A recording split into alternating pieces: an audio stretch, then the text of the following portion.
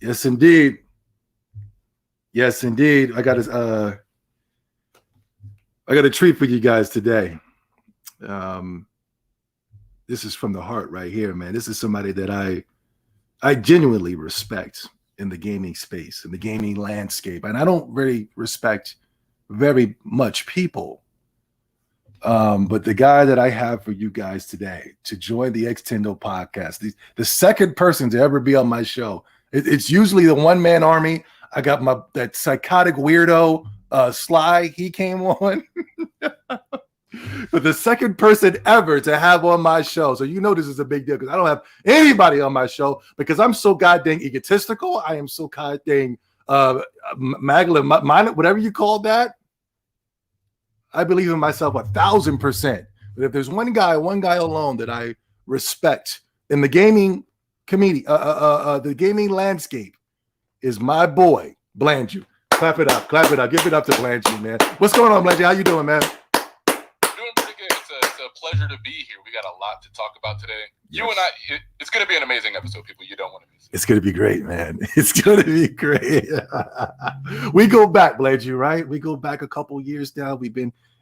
I know we've had our problems. I know we can get into it at times. I know it's a love-hate type of thing, but I swear I got nothing but respect for you, man. And if I ever made you mad about anything over the years, it's only just to, kind of toughen you up. I kind of look at you as a little brother. You know what I mean? I think back on a lot of those things, I'm like, you were right in the end. So there's nothing I'm really salty about it. Yes, but I got nothing but the ultimate respect. You have always showed support from my channel, man, and you know what I'm saying. And the conversations that we have when it pertains to gaming, you've always dropped so many gems and jewels on me. So it's an honor that you said, "Yo, man, can I be on your show?" And I was like, right away, I said, "Hell yeah, you could be on the show, man. That's my ninja right there." You know what I mean? Yeah. We can't just have this stuff exclusively for the Discord. We got to get this stuff broadcasted. Oh, man, our Discord conversations are lit, man. Those are probably a bit too deep for the world right now, but yeah, we'll get. Can you guys hear Blanju? I want to make sure the volume and everything is good. Can you guys hear him? My chat room guys, are you there? Wild Horse, what's going on, buddy? Solo's in the building. Haru, yes, you can hear him. Cool. All right. Before we get into the main topics, I just want to tackle a couple things with you, Blanju. Stan, what's going on, Stan? How you doing? Stan the man. All right. I want to talk a couple of topics with you since I got you here. You know what I mean? Next week, Pokemon Arceus, Pokemon Legends of Arceus. The Japan reviewers are calling this game phenomenal, outstanding, groundbreaking. A lot of them are saying that the game is surprisingly challenging. I'm like, okay, that sounds kind of dope. But when I first saw Pokemon Legends of Arceus, I kind of just was like, Yeah. Okay. It didn't look like it was quite there yet. It still looked like it needed more time in the oven when we first saw it. Yeah, it was just like, okay, they're just pushing out another yearly installment of Pokemon. Where are we going with this? But after I saw the last trailer, I was able to see what the Japanese reviewers were saying. And I think we're going to have ourselves another Zelda Breath of the Wild situation right here. Yeah, for real. When I saw that last trailer, I said, yo, this might be on the level of Zelda Breath of the Wild, Joe. It might take us there. Hopefully it takes us there. I'm super excited for it. But the main thing, Pokemon is not it, because I know Pokemon. You like Pokemon, you play Pokemon. We battled over the years. But the thing is, the same thing that I saw with the Pokemon Legend of Arceus with this recent trailer. Kirby. Yeah. I know you love Kirby, so that's why I'm bringing you here. Did you see 3 statues? Did you see the new Kirby trailer? Oh yeah. Yo, I've never played Kirby before in my entire life, and not that I thought it was corny. I always wanted to play Kirby. I remember when I first saw it back on the Game Boy back in the day, and I just thought that mechanic of sucking in creatures and spitting them back out was so cool to me. I don't know, no homo type stuff. Yeah, absorbing their powers and turning into they're turning into a whole new creature. And I said, endless possibilities. Yeah, I thought because whatchamacallit used to do that. Yoshi in Super Mario World, he used to suck in things and he would spit out fire, or he can fly and stuff like that. So I thought that Kirby mechanic was really cool. But when I saw this new Kirby trailer, man, I was like, yo, for real. This is the first time I saw the trailer. I don't know when they showed it up at E3 or something like that. I just was like, okay, this is going to be. I was kind of making these sly comments saying that Nintendo's creating games that are watered down versions of what they were in the past. You know what I'm saying? And I was being mean, but that's not necessarily true, because I'm looking at this Pokemon trailer, I'm looking at this new Kirby trailer, and I'm like, man, this thing looks phenomenal. Yeah. It's the next step for these franchises. For real. For real. They're taking it to the next level. And some of the games. Yeah. You go ahead. No, go ahead. Go ahead. No, I'm about to say some of the games on their first attempt coming out the Switch, like Mario and Zelda and things of that such, they were completely like new experiences when we got them for the Switch. Yeah. Kirby and stuff like Pokemon, they were kind of just par for the course with Kirby Star Allies and what was it, Sword and Shield? Yeah. Nothing too major, but then on the next attempt, you were like, well, okay, this is what we've been waiting all this time for. This is the real deal. This is the real deal. No, for real. I saw Kirby. He was started drilling the ground like he was some type of construction worker. I saw him sucking in people and doing all types of different mechanics. I saw him one time doing taxes. I said, "Oh my god, damn! Kirby about to have all the skills." I heard it was a bigger game than Mario Odyssey. Like it was going to be bigger and more detailed than Mario Odyssey. And I thought that game was lit. I wouldn't doubt it. Like, even at some points, it just looked like a painting was in motion. Like when Kirby was standing by like a giant fortress or something, then you see him walking towards it and just fishing in the pond. Yo, that game looks lit. And it pains me that the gaming media does not talk about it. None of this. The gaming media would rather talk about Sony exclusives that we have no idea what they are, like Star Wars and God of War and Horizon Zero. Yeah, Seafood. They would prefer to say that Sony's going to have a big 2022, which we don't even know for certain. I mean, we know, me and you know. I mean, excuse me. Majority of us knows, because when you look at the goddamn sales,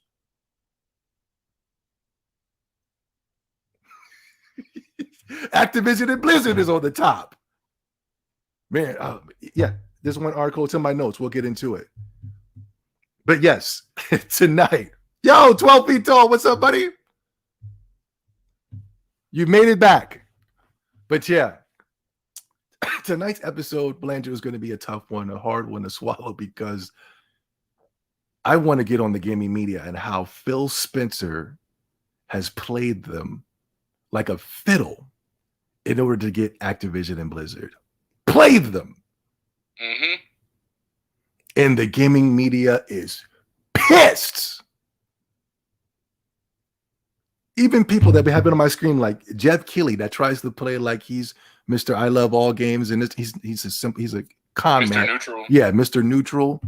This motherfucker took it straight to his Twitter account and says, "Is the Activision and Blizzard deal with Xbox good for gaming in your eyes?" What kind of crazy poll is that? I ain't never seen these cats pull up these little random polls when it pertains to PlayStation. You want to know what's crazy about that too? Yeah. I remember he was doing like a showcase for like an Xbox game or something, and then he stopped the showcase to just announce to the world that Sony acquired Insomniac mid Xbox showcase. For real? Yeah.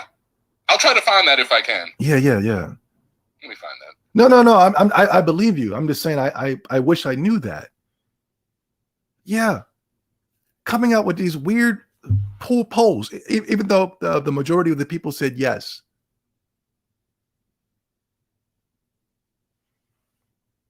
The Microsoft played the gaming media like a fiddle, and I'm gonna show you how. At first, I was extremely concerned when Microsoft started to do this whole. They started to go more to the SJW route. They were coming out and they got this little big thing right here, and they were trying to show up how diverse they were. And as they were being diverse, everybody at Microsoft has to announce themselves at either he, him.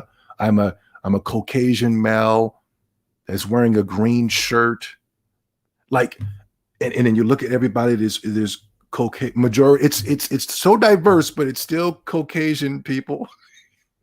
Even the lighting makes some of the black girl look white in a way. Yeah. They got Paris to come out and talk about how diverse things are. I'm still seeing nothing but Caucasian people. And the Asian woman doesn't count, because if you go back and watch Get Out, and when they were auctioning off that black man, there was an Asian man that was there to be part of the auction as well. Blanchard, don't talk. This ain't for you, man. This is for me. When I go there, I'm going to stop you, because I don't want you to. You're a good guy. You got your brand. You got to worry about your brand. Me, I'm taking. Yeah, you got an image. Yeah. People look at you a certain way. I like to cross that line. I'm like Bugs Bunny crossing the line. You know what I mean? Still Caucasian people. Notice no heterosexual black men. Right? As much as you see YouTube filled with black men in gaming, right? In my opinion, right here. Yeah.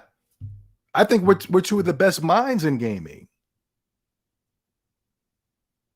But yes, tonight's episode is going to be about how Phil Spencer played the gaming media. But before we go there, I have a great mind. I like Blanju's mind. I really do. I respect Blanju. I don't respect anybody in this gaming community. Respectfully. There's a few people I respect. 100 from the Xbox sides. Hebot, I respect. I definitely respect Hebot. His mind when it pertains to gaming. But after that, I don't really like too many people talking to me about video games, because it irritates me. And you've seen me, Blanju, over the past getting into it with people because of the crazy crap they've been saying about video games over the years. You know what I'm saying? But Blanju, before we get into the topic, and it's going to be a little heavy and it's going to be hard, I have to challenge your mind. Blanju, who were the first people to predict this, that this situation that we're in right now when it pertains to PlayStation? Who were the first people? Both of us. We've been saying this since at least the PlayStation 3 generation. And who's been telling us we've been wrong? Everybody else. Everybody told us we were wrong, yo. Every podcast I ever got into with all these people, they were telling me I was wrong. They were the podcast that I see you get into it with people, they were telling you that you were wrong. I was the first person to come out here and denounce Jim Ryan, and they were trying to tell me about the European sales. As if that means something. But if you've been following Jim Ryan in the past, he is the exact opposite of what made PlayStation so great, his mindset. How the hell did he become the man, the leader? How? How is he able to, what kind of satanic rituals is he doing over there at PlayStation for him to climb the ranks and be the voice of PlayStation? I don't understand it. And I'm going to do a video next week where I feel like this guy's purposely sabotaging PlayStation so that they can sell that PlayStation brand off. I think they're done with PlayStation. I really do. Because I go, what is going on over there, man? How is it that me and you, a couple of armchair gamers, can see knew what PlayStation needed to do, but these guys are doing the complete opposite of it? Yeah. I can't. Now they're trying to play catch up, but it's too late.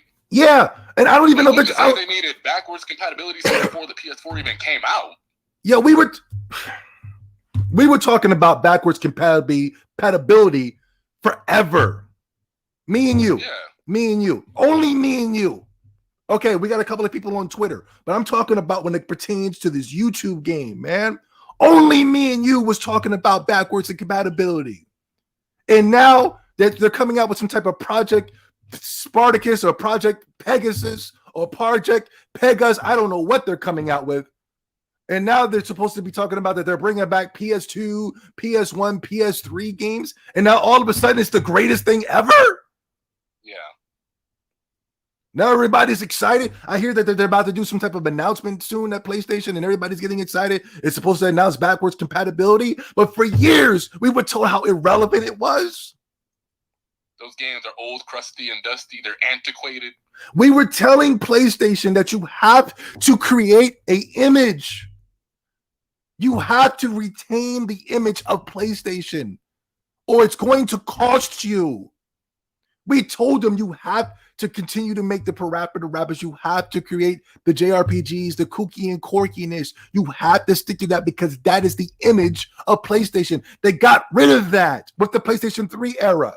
Not with the PlayStation 4, not with the PlayStation 5, with the PlayStation 3 era. We told them. For me, it goes back to the PlayStation 2 era because I saw it coming. I remember Chad broke it down, and I thought the same thing. I saw it coming back when God of War came out. When that first came out, and when Grand Theft Auto was leading the sales for the PlayStation 2, I said, oh, something strange is going on with PlayStation, and I can't recognize them. Yeah, they even turned Jak and Daxter of all things into Grand Theft Auto. Yeah. If you look at Jak and Daxter, like the original game, it was like a Rareware game. It was like Banjo-Kazooie, and then out of nowhere, when GTA came out, and that was the new thing, they added guns. They took away all the color. He was cursing. He was shooting up everything. He was hijacking cars. I remember that. So, I remember Jak and Daxter got violent, and I got scared. Yeah. Like, what the hell is going on here? Couldn't sleep at night. Yeah. But no, me and you, I'm so glad you're here right now, especially in this moment in time. Me and you, we were the only two. If somebody else can name a person, they're a liar. They're a liar. Me and you, we're talking about the importance of retaining the classic PlayStation. And we were told that we were wrong. We were told that we were wrong. It's beautiful that Sony is growing up with their audience. They don't need to keep making games for that market anymore. We're grown up now. We don't want to play those. Well, you don't want to play the new games either because your top 5 games are Call of Duty.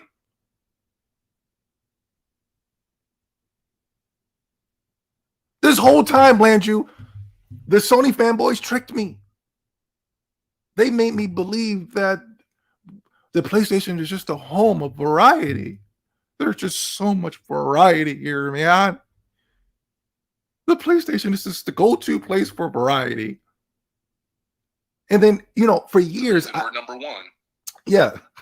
And for years, I was looking at the wrong numbers. I was looking at the exclusives because everybody wanted to tell me that we needed God of War, we needed Horizon Zero Dawn, we needed Infamous, we needed this, because the old stuff is corny and played out. And so I was always focused on what they said was where we needed to go. And then when I looked at the numbers, they weren't adding up. And you can't tell me I was wrong because even Sony came out and told the Days Gone creators that 8 million isn't enough. It's okay. They was feeling bad and morale was all the way low. Sony made them feel terrible. And then when Ghost of Tsushima barely does 8 million, they're coming out on their Twitter account and they're celebrating, and PlayStation is celebrating. And then I'm so happy that brother came out and said, "Yo, no. When we did 8 million, when we did better than Ghost of Tsushima, Sony told us to get the hell out." Yeah, Ghost of Tsushima even had a re-release. Yeah, a director's cut, and I was like, "For what?" Mm-hmm. It was, and the damn thing was only an hour long. And I don't even know what those numbers did. Does anybody have those numbers? Did it even make it on the VGC charts? And I got an episode about that Ghost of Tsushima and how it was cultural appropriation and racism as well, just like with Horizon Zero Dawn. We'll get into it next week. Brandrew, for years, brother, they told us we were wrong, man. Yeah. Everybody. If you remember, everybody said we were wrong. They tried to bully Nintendo into doing that with the Wii U. Explain. Throughout the entirety of the Wii generation, it didn't matter how much Nintendo was selling. It didn't matter what type of games they have. These people claimed to have loved the GameCube, the Dreamcast, the Xbox, and the PS2. And the Wii was kind of like DLC to that era. Yeah. It was it was maintaining a lot of those consoles' identity. Yeah. But then, you know, that wasn't the cool thing at the time. So they said Nintendo wasn't taken seriously. It's just something grandma wanted. So Nintendo was like, okay, let's try to get serious. Let's try to get the hardcore, mature gamers. So with the Wii U, we're going to focus on Batman. We're going to focus on Splinter Cell. We're going to focus on Madden. We're going to focus on NBA 2K. We're going to focus on Need for Speed. We're going to focus on Call of Duty and all the types of games that these people liked on their Xbox 360s and PlayStation 3. Then when they got them, they were like, why would I buy a Nintendo console for those games? Yes, exactly. And then when Nintendo went back and just, you know, rediscovered their identity with the Nintendo Switch, success. Yeah. Whoa. The reason that the Wii U failed is what you're saying as well. But, and yes, we can blame Iwata, correct? The brother that passed away, rest in peace. A genius mind, a genius soul that we ever had on this planet. Iwata and Reggie, okay, all right. Well, they didn't do a good job promoting it, getting people to understand the difference between the Wii U and the Wii. I remember I was in a GameStop and the guy bought a Wii U game. He was upset because it didn't work on his Wii. So yes, but not only that, Blanchard, what I'm pissed the freak off about, I bought a Wii U. It's freaking amazing. Yeah. That console is freaking amazing. I'm getting access to the older catalog of games, the Wii U pad, Xenoblade Chronicles X, all types of games I can play. It's got backwards compatibility with the Wii. Whole backwards compatibility. Yeah, like everything just works out the box. You don't have to rebuy controllers and everything. You can just pick up where you left off. The only negative that I have is I wish it had more time.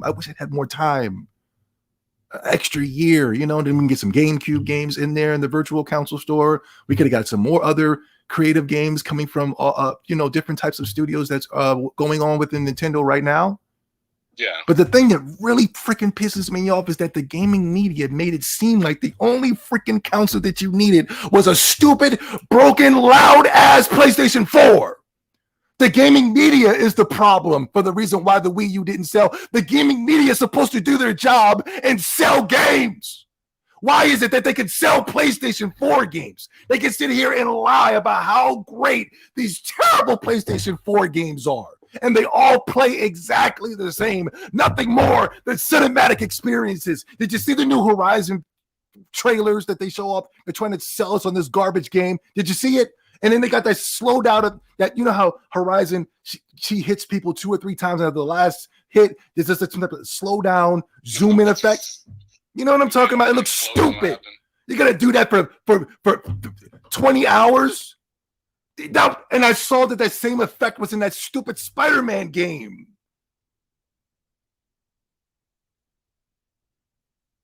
Watch, and because Horizon's about to come out in another couple weeks. Watch the gaming media start gearing up to hype up that garbage game.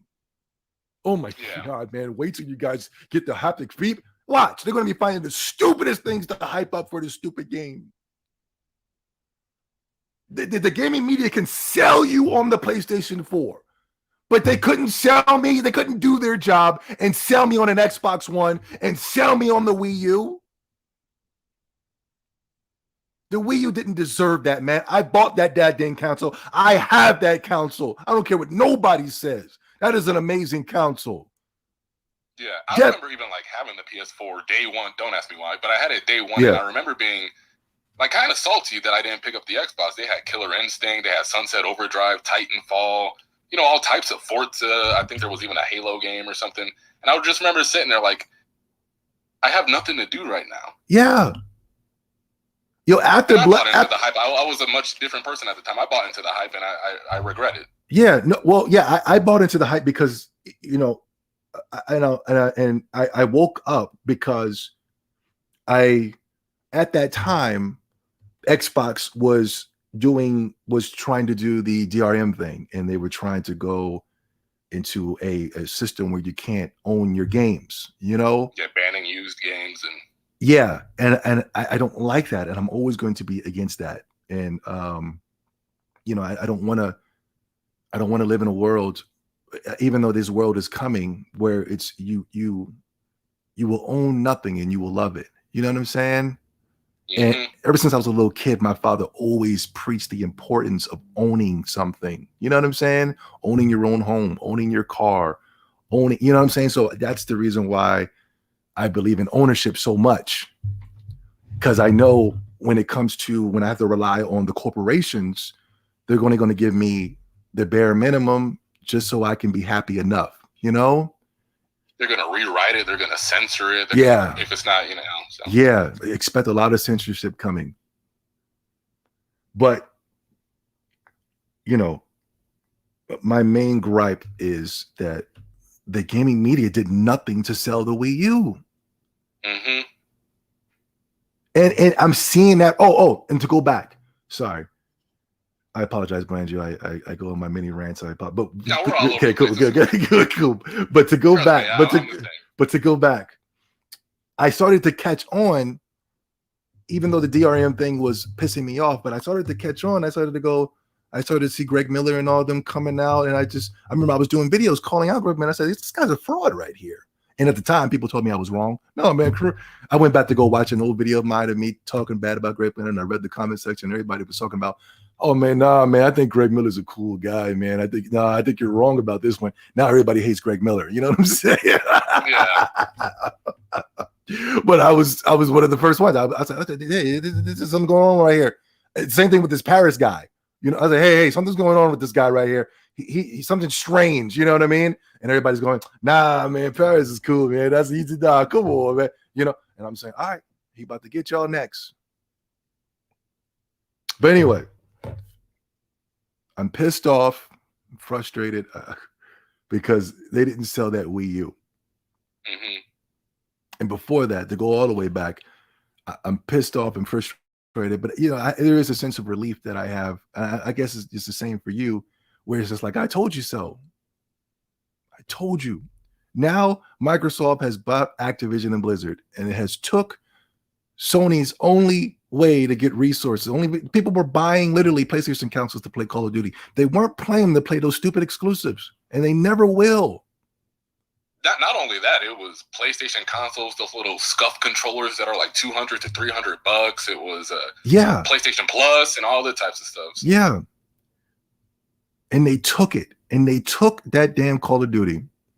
And now you look at the PlayStation and it has no identity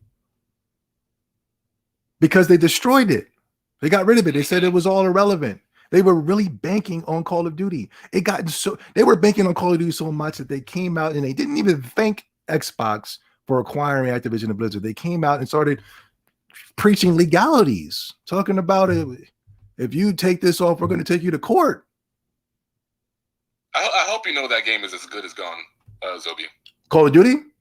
Yeah. Either or. I don't, No, I'm not saying you or I care about it. I'm just saying, like, as far as this whole complaining and, it's still coming to the future. It's this. It's that. We're going to honor the contract. And I don't know what the PlayStation, you probably would know better than me. I don't know what the PlayStation guys are saying. The only PlayStation guys that I'm seeing are telling me that Call of Duty is irrelevant, so we don't care.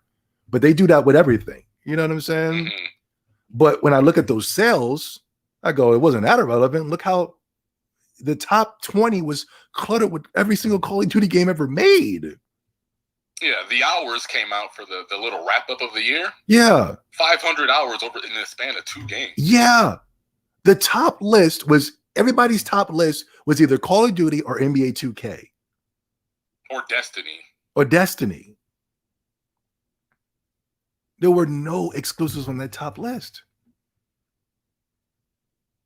Am I saying that Parappa the Rapper would have been up there? Am I saying the Siphon Filter would have been up there? Am I saying a Legend of Dragoon would have been up there? No, but when those games go, at least you can sit here and go, all right, we got a comfort zone here. We have a dedicated fan base. Because if Nintendo lost Square Enix, Microsoft bought Square Enix and took all the Nintendo games off, do you think Nintendo will go under? Blandrew? Did I lose Blandrew? I don't. Oh, no? I'm here. Can you hear me? Yeah, I hear you now. Go ahead. What are you saying? Yeah, no, I don't think they would go under. If Capcom was going tomorrow, would Nintendo be in trouble?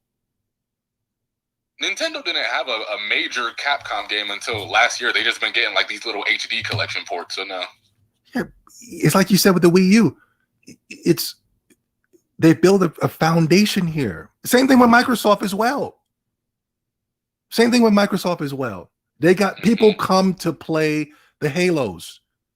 They come to play the Gears of Wars. This is what they're buying the Xbox for, you know? Yeah. Microsoft was able to hold on to that Halo for 20 years and make it the grand king. PlayStation doesn't have any of that. They don't have any we don't come to PlayStation. We used to for okay, I know when I get my PlayStation, I'm gonna get those kooky and quirky games. But for the past 15 years, they have been trying to wipe those games away and focus. That's because of the success that they had with Grand Theft Auto. Now they want to keep it going, but they're gone. They're about to go. Now you're stuck with nothing. Nobody's going to buy a PlayStation for God of War. I'm sorry. Definitely not Horizon. And when those Horizon sales come out and then it flops, I don't want to hear nobody saying it was because it was a new IP, man. No, it's not. The chip shortages. Yeah, it was a new IP, man. Come on, we got to take a new IP into consideration, man. No, it's not. It's not new anymore. It's been out for how many years? 5 years now? 2017. It's a new IP, man. Oh boy. Hold on real quick. What the freak? You know the cool thing about those older PlayStation games, Obi? Yeah, go ahead. You could pump those games out easily. They don't cost a whole lot to make. If people buy them, that's a way more profit for you. Now they're talking about slowing stuff out. Yeah. Those games would have been so easy to make, man, compared to making the cinematic. You got to go in and hire these expensive voice actors. You got to get the best graphics and the mocap. Yeah, the motion capturing and the two lesbians kissing while mocapping and stuff like that. It's like you're spending so much money on nothing. Nobody cares about that type of stuff. They don't. People care. Call of Duty, you just get in there. Fortnite, you just get in there and you just play. Boom, boom, boom, boom. Kill things. Nobody, just like whatchamacallit came out and said, he gave us a spoiler that whatchamacallit was going to be bisexual in God of War, the boy. Oh, David Jaffe? Yeah, he came out and said the boy was going to be bisexual. And he said nobody cares about that garbage, man. They just want to get to their games. They just want to get to that Call of Duty, and it's gone. And now they're about to make a big announcement that they're going to bring back backwards compatibility. And I don't even have any high hopes for that. I mean, if it's going to be the way that me and you would like backwards compatibility, yeah, I know they're going to be like, man, now you guys are just being picky and choosy. No, we ain't being picky and choosy. We've been talking about it for years. It's got to be backwards. Yeah, go ahead. No, backwards compatibility the way it's always been. Yeah. Now, if they say, yo, you can take your disc and put it in the thing, you can take any of your disc from any generation and throw it in there, that's going to be lit. Yeah. What'd you think, Blanchard? Oh, 100%. I was saying this on Twitter just today. Yeah, go ahead. If it's going to be a backwards compatibility where it's not even really backwards compatibility, it's just PS1, PS2, and PS3 on the store and you have to rebuy them for the third time, that's not fun. And with the games that we like, what are the chances of a Gitaru Man or a Tokyo Extreme Racer going up on the store? I know, that's what I'm saying. I was hoping that we're going to add Import Tuner Challenge to the Xbox. Yeah. But it's nowhere to be found. I got to go buy Xbox 360 just to play it.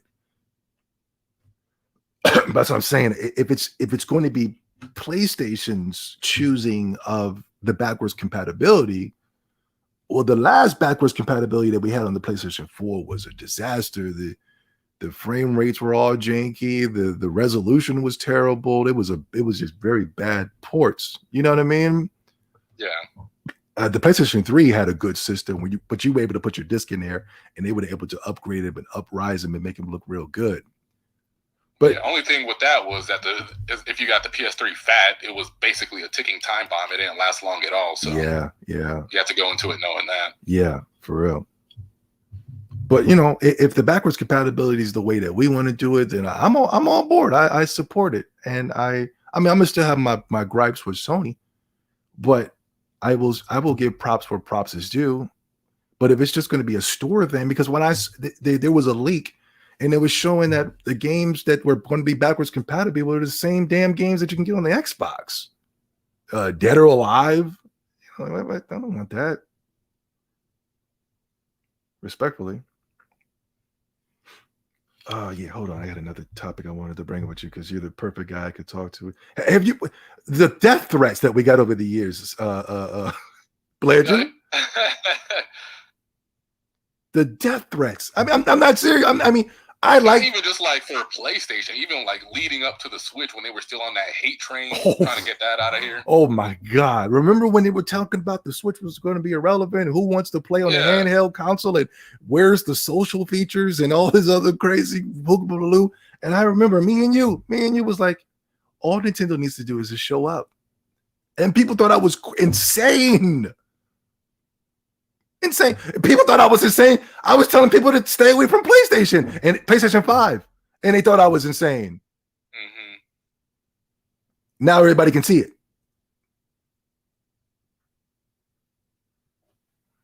Oh my God. But yeah, I remember the lead up to the Switch, boy. It was real, bro. They thought I was literally getting death threats on Twitter. I remember one guy, I'll never forget it. I saved his thing and everything because I said, just in case I go to court or something. This motherfucker said, if I ever see you in the real, man, I'm pulling the gun out. I swear on everything, Blandrew. I like death threats though because it lets me know I'm popping. I just did a poll. I just did a poll the other day, and I said, "Is PlayStation finished?" And somebody said, "No, but you are." And I said, "Ooh, I'm popping right now, yo." It's real. It's real. Do I believe anybody's going to, if they saw me in the real, because a couple of people saw me in the real that look like PlayStation fans, but yo, man, I love your videos, man. Oh my God, man, you're so funny. Yeah, I've never had any problems in the real, so I'm not trying to put that on anybody. But yeah, that's all I wanted to talk about. I'm glad you were here, especially in this moment of time, where me and you, only me and you, we're saying, Sony needs to retain those old games. Sony has to get away from these cinematic games. Sony really needs to focus on the people that helped them build that brand. Yeah, that would be like Nintendo just, giving us a middle finger and then making these little realistic cinematic games in the next generation. It's bad business. Like, yeah, all right, that's it on Xenoblade, that's it on Fire Emblem, Mario, Kirby, Splatoon, Zelda. Yeah, get it out of here. And what's crazy, what I like about the Nintendo fans, I like and hate at the same time. Nintendo fans will turn up if you don't give them something. Yeah. It's not, Nintendo fans would never say, man, who cares, man, about Fire Emblem, man? It never sold anyway. I mean, it's selling well now, but back in the day, oh, who cares about Fire Emblem, man? Who freaking cares, man? Who cares about Kirby, man? Nintendo fans, if you don't show them something, Nintendo could have the greatest direct of all time. You'll be leaving out of that direct like, oh, sweating. You know what I'm saying? You're excited. Your voice is sore from all the screaming. And they don't show one game. Man, I was kind of hoping they were going to announce Waluigi in Smash. Yeah. You know what I mean? Come on, man. Wii Sports 2 man. You hate Nintendo. Cats will take it to Twitter and they will turn up on Nintendo and what they didn't do. I remember there was a time they showed, what was it, Shin Megami Tensei Nocturne, Shin Megami Tensei 5, yes. Monster Hunter Rise, Monster Hunter Stories 2, Disgaea 6, yeah. Factory 5. Yeah. Everybody was just like, come on, man, what is this? The dislike bar was on fleek. Back in the day when we had dislike bars. Cats was, but that's why I like my Nintendo fans. They make sure Nintendo holds on to the preservation of the games that they love. I'm sorry. Even as far as like retaining franchise identity. Yeah. If Paper Mario comes out here and it's not like Paper Mario 64 and the 1,000-Year Door, games that are well over 20 years old at this point, they will be turning up on Nintendo in that comment section. Oh yeah, man. Oh yeah. That's what I like about the Nintendo guys. I wish Sony fanboys was like that, but Sony fanboys they called me a flip-flop over the years, even though I always felt like I was on brand. I've always felt like I was on brand. I just go, if PlayStation's not doing what I want them to do, I'm going to turn up. You know what I mean? I'm going to turn up. Mm-hmm. I don't think there's anything flip-floppy about that. I think these guys are the biggest flip-floppers, bro. Oh man, I love God of War, man. And then they changed God of War to something completely different, to something I can't even recognize anymore. Oh man, the old God of War was kind of trash. It'd be the same person. Yeah, I mean, Kratos was so loud. He was always screaming. Yeah, down. Yeah. Shirt on. For real. And this new God of War, it was the worst game I ever played in my entire life, Andrew. I'm not lying. I was in the streams. Yeah, it was so bad. I was like, what the hell are people saying in this garbage ass game? It was depressing. You play like Demon Souls or something. Yeah, it was a terrible Demon Souls. My God. Andrew, I'm so glad you're here tonight, man, because chickens are coming home to roost. Are they not? What's my chat room talking about? Absolutely. What's up with the chat room? Let me go check up on brothers real quick. Hold on. So glad you're here tonight. Chickens are coming home to roost. Are they not? What's my chat room talking about? Absolutely. Sorry. Chat room. Oh, Wisdom is here. Nintendo fans a little too hard, but they keep them on their toes. Yeah. Jix, what's going on, buddy? Welcome, everyone. Welcome. Nintendo knows its strengths and isn't suffering from identity crisis. Yeah. And Xbox as well. And every move Xbox knows its identity, because I felt like every move that it made is pro Xbox. Yeah, everything they're doing, I'm like, yeah, this makes a lot of sense. Everything that they're doing is pro Xbox. PlayStation, on the other hand, you'd be like, why did they buy Housemarque? Why did they shut down Japan Studios? Yeah, why did they shut down Japan Studios? Why? They were the only ones that made a good game for them. With Bloodborne, that was the last good game that I enjoyed on the PlayStation. I haven't turned on my PlayStation in eons ever since the Nintendo Switch came out. I wasn't turning on my PS4 before the Switch came out.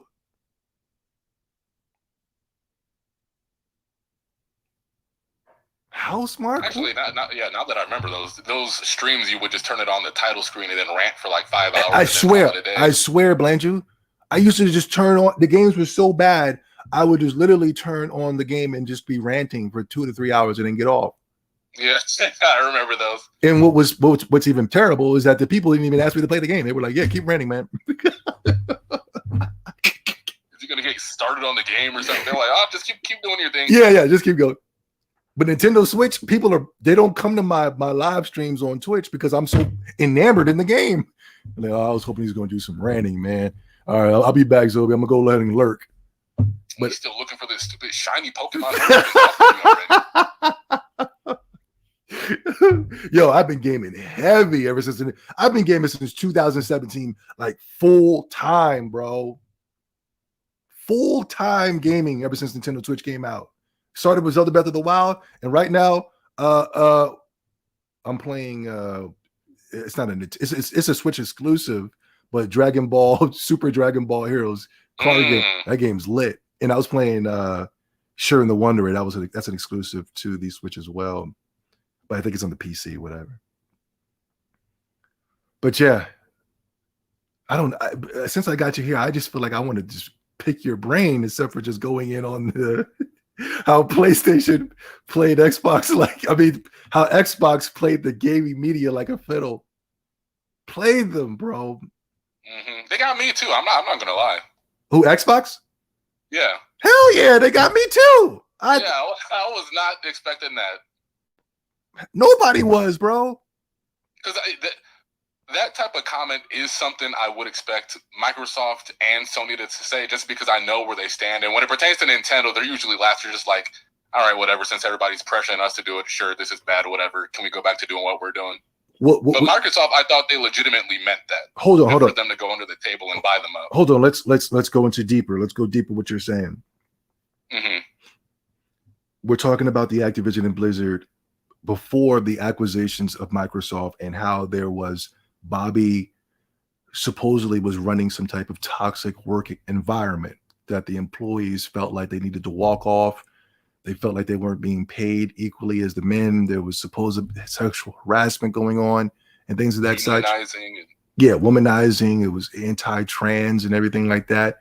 There's no black people there. Nobody said anti-black for some strange reason.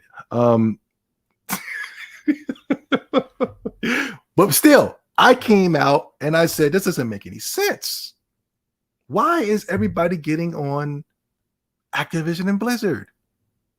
And everybody is just like really enamored and enthralled on how terrible Activision and Blizzard is. It started with the gaming media, and then all of a sudden it trickled down within the gaming community, and it was attacking every single body. It was the PlayStation fanboys were coming in saying how terrible this was. The Xbox guys were coming out and saying how terrible this was. Nintendo guys, they're too busy gaming. They're never here. Nintendo, I love Nintendo, man, because I'm not even a Nintendo fanboy. People might think that, but I'm really a PlayStation fanboy. You're a Japanese fanboy. Okay, I'm a Japanese fanboy. You're right. Yeah, you're 1,000% correct. But Nintendo fanboys don't get involved. No, they don't give a god. All they want is their games. Leave me alone. You know what I'm saying? I don't give a damn about. Because like when you're playing video games, you don't have any time to focus on what's going on social media. You don't have time to get involved in the politics of what's going on within the gaming media, because the Nintendo fanboys are actually doing what the PlayStation and Xbox fanboys claim that they love to do, and that is game. You want to know what's funny, Zobi? Yeah. I made a Twitter space probably like twice since it's been up. I made them one time specifically for Nintendo. Not one showed up. It was all PlayStation guys. It was all the Nintendo guys in the comment section. And then Jay Barry, Persona, all these people were showing up to clown Nintendo. Yeah, they got all these great games to play, but then they're in your thing. You know what I mean? Yeah, and I was talking about the Nintendo Direct, and they were telling me how it was unacceptable with the Nintendo Switch Online and all other types of stuff. But yeah, those are narratives that are coming up from the up top. You know what I'm saying? Yeah. They don't know anything about no goddamn gaming. I don't know why these people be talking and they don't even play their own games. Or value at that. But Nintendo fanboys, they didn't give a damn about this whole acquisition, or no, excuse me, the whole sexual harassment thing. And I was hoping that I was hoping that Nintendo was going to stay out of it, because I saw Phil Spencer speak up. And I made me mad. I was like, Phil, man, how you going? And it's like, I think it's complete hypocrisy for these corporations to come out and talk about how terrible Activision and Blizzard is when they got these same exact things going on within their own company that we've brung it up on this channel. I showed people that there was sexual harassment cases being dropped on Microsoft and Sony. Mm-hmm. There was all types of crazy things going on within Sony and Microsoft.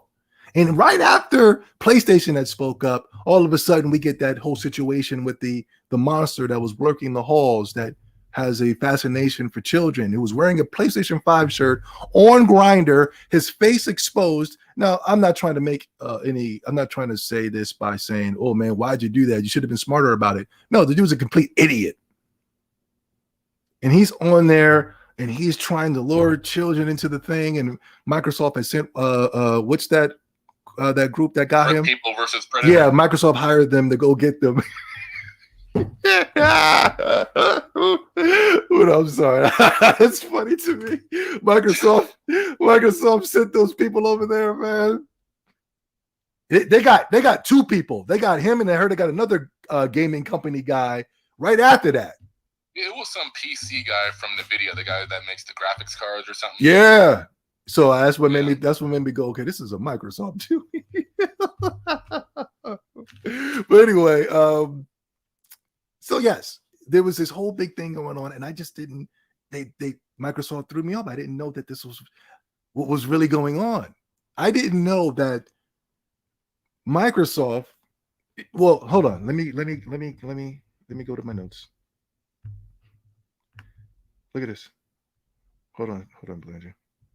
Make sure you guys hit the like button. Yes, please. They might not be in there. Is the stream down? Because Sony likes to block my stream from people. I don't think people gather together to. Yeah, I don't even know people think I'm live right now. You know what I'm saying? Because Sony's got some type of weird shadow ban on my channel. I have over 13,000 subscribers, and nobody's getting access to my videos. I do videos every day, and people come every once in a while, be like, "Yo, I didn't even know you still do videos, man." Yeah. Let me look at the like button real quick. I could tell if we got banned or not. Yep, we got banned. Mm-hmm. We're shadow banned right now. I can tell. They're coming for this channel, guys. But look, I didn't know that the reason all of this was happening, Blandrew, is because they wanted to buy Activision and Blizzard. I really thought that Microsoft really cared about women in the workplace and diversity and equal pay. I really believe that he thought that. He believed that. I really did. No, I did. They were even recently coming after like somebody on Reddit or something for talking about Halo and this is toxic for Xbox Live. We need to do better. I'm like, Xbox Live has been toxic since the beginning. Yo, for real. For real. I remember before YouTube, I was in a Grand Theft Auto free chat and it was kids from 5 to 500 spewing the N-word, bro. Yeah. Microsoft ain't do nothing about it, man. And the internet doesn't do nothing about it now when it pertains to the N-word. You can say the N-word all day, but they banned this Caucasian vibe for saying the C word, for saying Ritz crackers. Okay. Yeah, for saying Ritz crackers. Yeah, I saw that. But you can, I go into these little streams where it be immigrants, Black immigrants, Puerto Ricans, Chinese people. They be spewing the N-word left and right. I'm like, man, they need to ban these people from. I'm tired of hearing the N-word, man. I don't even use chicken emojis in the chat, and even the chat room. They finding ways to say the N-word. Those put in and they'll put at, then they'll put an I and an exclamation point to say the N-word, and they don't even man it. Yeah. But you better not say any other demeaning term for any other race. But you can keep saying the N-word. But anyway. Am I asking for censorship? No, I'm just trying to point out something here. So yeah, Microsoft, they really made me believe like they really cared about women's rights. But no, I noticed Microsoft started really turning it up on the SJW thing. There was this one video I had where they had the Microsoft people on there, and the guy was on there. He's like, "Hi, I'm Bill. I'm a Caucasian male with glasses and a green shirt." And I said, "Dang, they going extra hard." But I didn't know that they were doing it in order to feed into the hands of the gaming media. Yeah. I did not know that they were making Forza more accessible so that you can play the game with your knees. Don't, Bladju, don't do that. Yeah. Don't laugh. Don't. You got an image. I didn't say anything. You got an image, Bladju. Let me laugh. The motherfucker was playing it with his knees, and they got the camera on the poor boy trying to do some type of marketing campaign.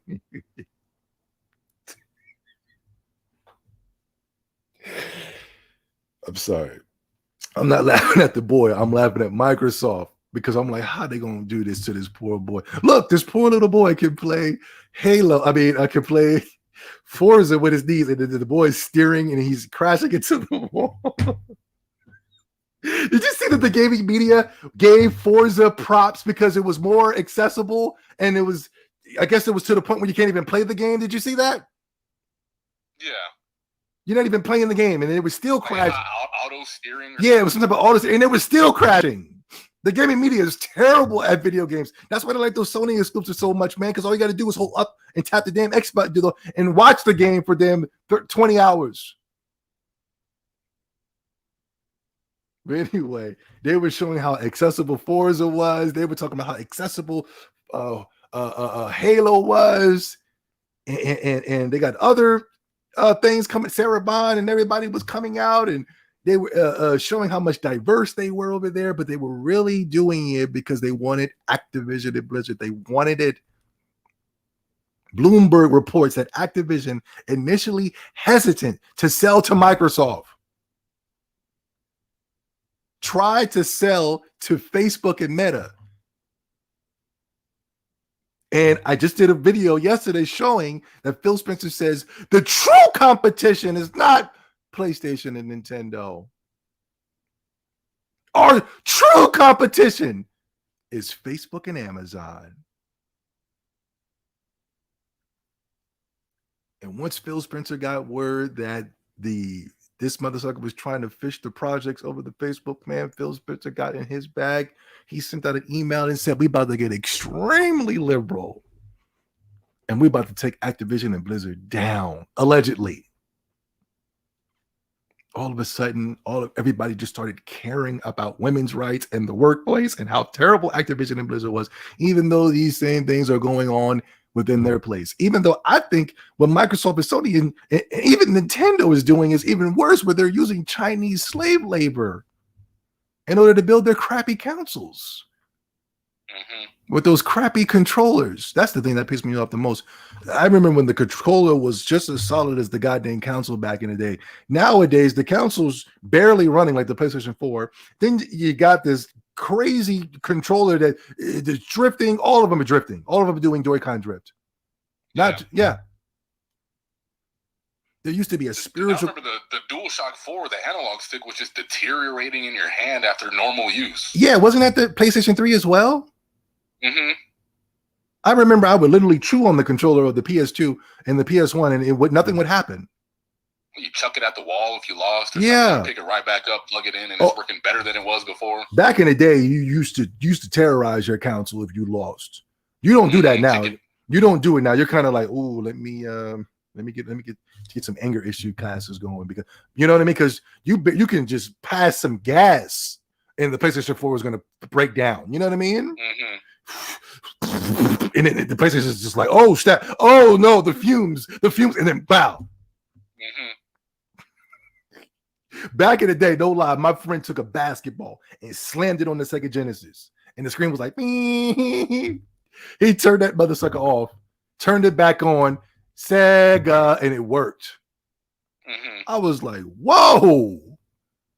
I remember I just used to play the game. Like, we used to have the Nintendo 64 on the shelf. Yeah. We used to have the wires dangling across the walkway.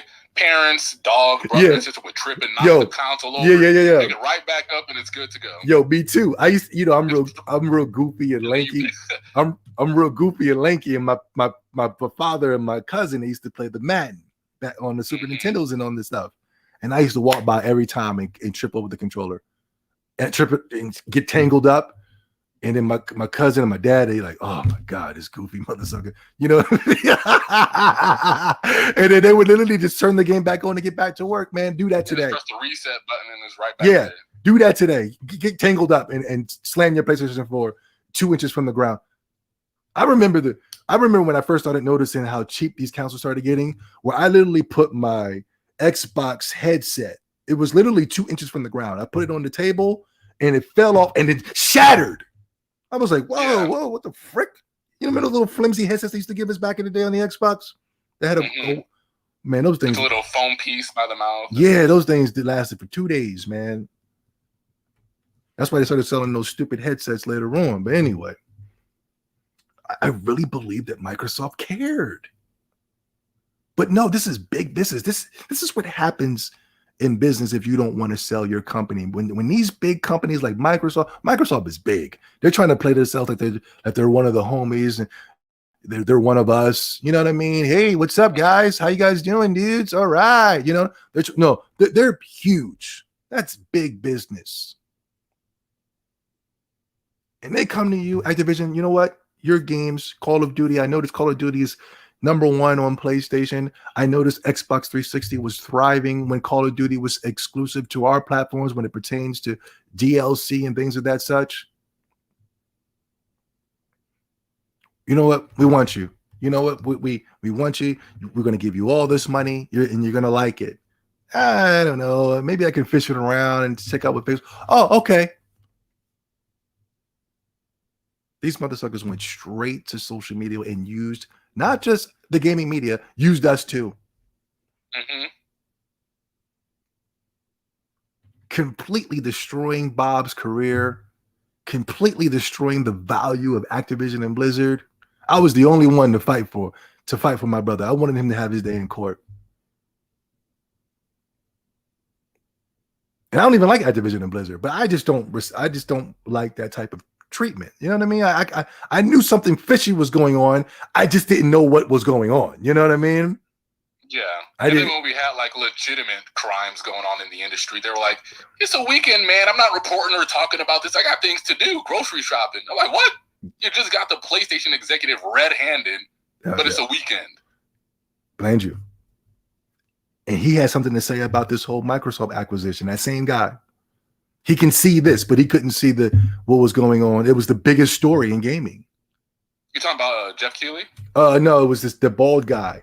Because I remember they came to him and he was talking about I remember they came to him and he he was talking about, man, I don't know, man. I don't even know who that guy is, man. I don't even know. And then all of a sudden, you know, everybody called him out for it. Hold on, did I say that weirdo in my notes? Oh, I know you're talking about. You're like, man, it's not even news, man. We don't talk about people like that. Yeah. Dang, he's in my notes. I got a lot of notes here. I was gearing up for war. Yeah, this guy, Jason Schreier. I'm on vacation today. What if I were? Oh, okay. No, not him. It's another guy.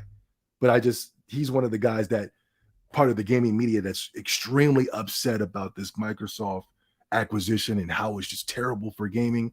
And I was like, but you guys don't even like video games. These people don't like video games. All they ever did was curse the name of Activision and Blizzard for like even before this whole little allegation stuff was going on. Yeah. Remember when they had their little Diablo event and you had the bald white dude? Is this some type of sick joke, Blizzard? Yeah. Really? Where's Diablo for? I hate you and all types of stuff. Yeah. The gaming media didn't give a damn about Activision and Blizzard. They don't give a damn about gaming. They definitely don't give a damn about the gamers. And they definitely don't like Microsoft, especially now that they figured out that they've been played. I'm telling you, I got pages upon pages upon pages of all these social media people just coming out. I got Greg Miller, who's supposed to be this all around gamer, and we know now that he's a Sony fanboy. We know. But if you said that to him, he'll get upset. He's sitting here after the Activision deal that's supposed to not be a big deal amongst PlayStation fans, talking about bring back. It's time for Killzone to come back. What?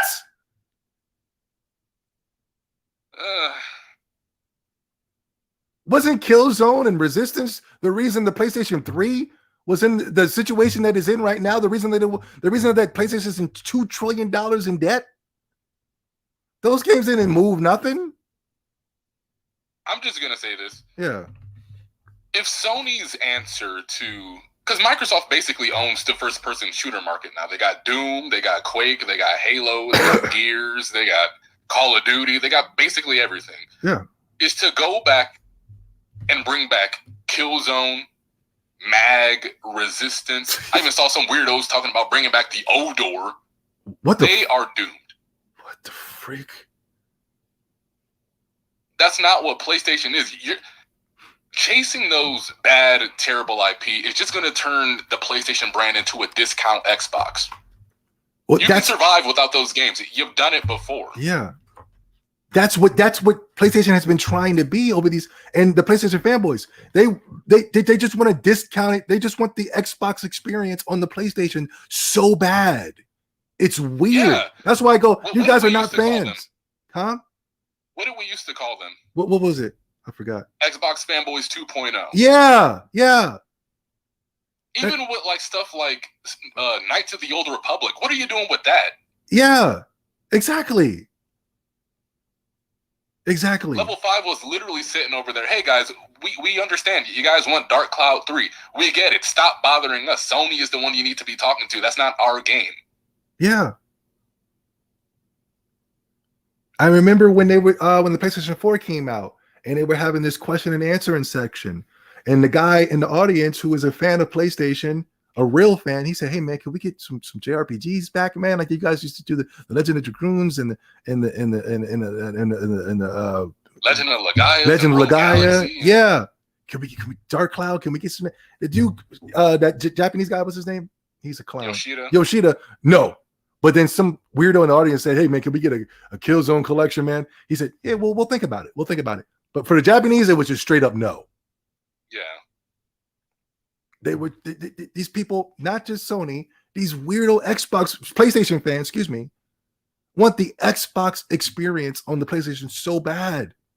And it's weird.